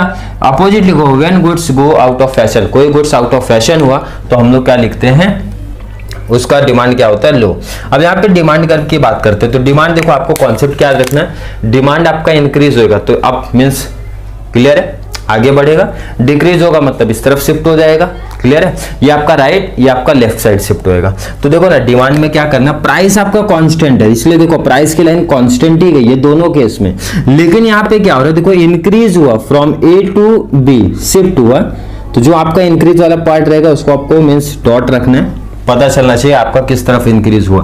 ये आपका डिक्रीज हुआ, प्राइस कांस्टेंट है, डिक्रीज कर दिया मैंने। तो यहाँ देखो Q0 से Q1 क्वांटिटी डिमांड पहुंचा, यहाँ Q0 से Q1 अंदर की तरफ आया मतलब डिक्रीज हो रहा है, क्लियर है। तो नाम मैंने दे दिया DD, D1 D1, DD D2 D2। तो लास्ट पॉइंट भी आप इसमें मैंने यहाँ पे लास्ट फोर्थ पॉइंट में क्या लिखा है, डिमांड कर शिफ्ट आपका किधर हो रहा है, towards right, forming a new demand का D1 टू D1, मतलब आपका जो डिमांड कर्व हो रहा है शिफ्ट हो रहा है आगे की तरफ और एक न्यू डिमांड कर्व बना रहा है D1 D1। सेम यहाँ पे भी वही है, लेकिन आपका जो न्यू डिमांड कर्व है वो क्या बना रहा है, D2 D2, क्लियर है। तो ये आपका इजी कॉन्सेप्ट है इंक्रीज एंड डिक्रीज, अगर आपने इसको शॉर्ट नोट्स में देखा रहेगा तो।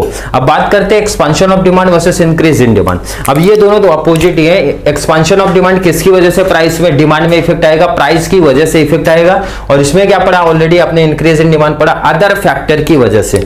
तो मीनिंग पार्ट देखते हैं क्या लिखा है, मार्च 2016 का आपका क्वेश्चन है, expansion of demand refers to rise in demand due to fall in price. आपका डिमांड क्यों बढ़ेगा, क्योंकि प्राइस आपका क्या होगा, कम होगा, क्लियर है। अदर फैक्टर आपके क्या रहेंगे, कांस्टेंट। अब यहाँ पे उसका उल्टा लिखना है, प्राइस वहां पे देखना आपने क्या लिखा, जो चेंजेस हुआ किसकी वजह से, वो प्राइस आपका कम हुआ इसलिए, अदर फैक्टर कांस्टेंट। अब यहाँ पे उसको आपको अपोजिट लिखो कि भाई अदर फैक्टर की वजह से चेंजेस होएगा, प्राइस कांस्टेंट रहेगा। Increase in the demand refers to the increase in the quantity, माने due to favourable changes in the other factor, other factor की चेंजेस की होने की वजह से प्राइस रिमेनिंग कांस्टेंट, प्राइस आपका क्या है, कांस्टेंट ही रहेगा, दोनों अपोजिट ही है। It is the case of variation in demand, ये किसका टाइप है, किसके अंदर आते हैं, वेरिएशन ऑफ डिमांड क्या टाइप है, और ये किसका केस है, it is the case of changes in demand का केस है, क्लियर है। Expansion of the demand is the caused by the fall in price alone, मतलब ये किसके कारण होता है, प्राइस कम होने की वजह से, एलोन मींस अकेला लिखा है, क्लियर है। इंक्रीज इन डिमांड का कॉन्सेप्ट क्या है, is the causes by the income size of population,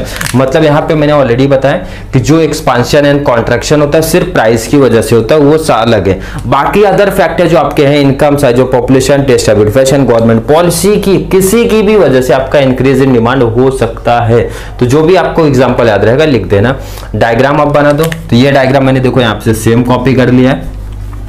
यहां की बात करते हैं, इसमें मैंने क्या बताया था, जो आपका डिमांड है क्या हो रहा है, इंक्रीज हो रहा है, तो डिमांड इंक्रीज कब होगा, जब आपका प्राइस डिक्रीज होएगा, क्लियर है। इसका मतलब डायग्राम आपको समझा होगा, प्राइस डिक्रीज तो डिमांड इंक्रीज, क्लियर है। तो जो इनका डिमांड कर्व भी देखो ना, डाउनवर्ड शिफ्ट हो रहा है आपका डिमांड कर्व, A2 भी शिफ्ट हो रहा है। तो डायग्राम फोर्थ पॉइंट आपको बनाना। फिफ्थ मैंने यहाँ पे एक्स्ट्रा भी लिख के रखा है, when there is expansion in demand, demand curve moves downward on the same demand curve. देखो ना डाउनवर्ड शिफ्ट हो रहा है आपका, और एक ही डिमांड कर्व यहाँ पे बना। इधर क्या लिखा है मैंने, when there is increase in demand, demand curve shift to the right.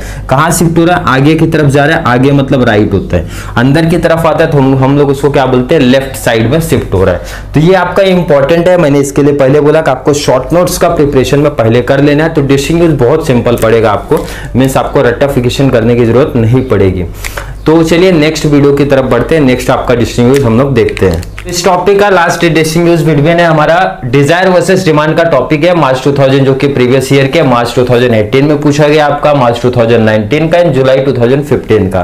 तो स्टार्टिंग से मैं बोलते आ रहा हूँ इस चैप्टर का डिस्टिंग्विश मोस्ट इंपॉर्टेंट कॉन्सेप्ट है बोर्ड के। आप जिस ईयर में देखोगे हर साल उन्होंने एक डिस्टिंग्विश को रखा ही है यहाँ पे।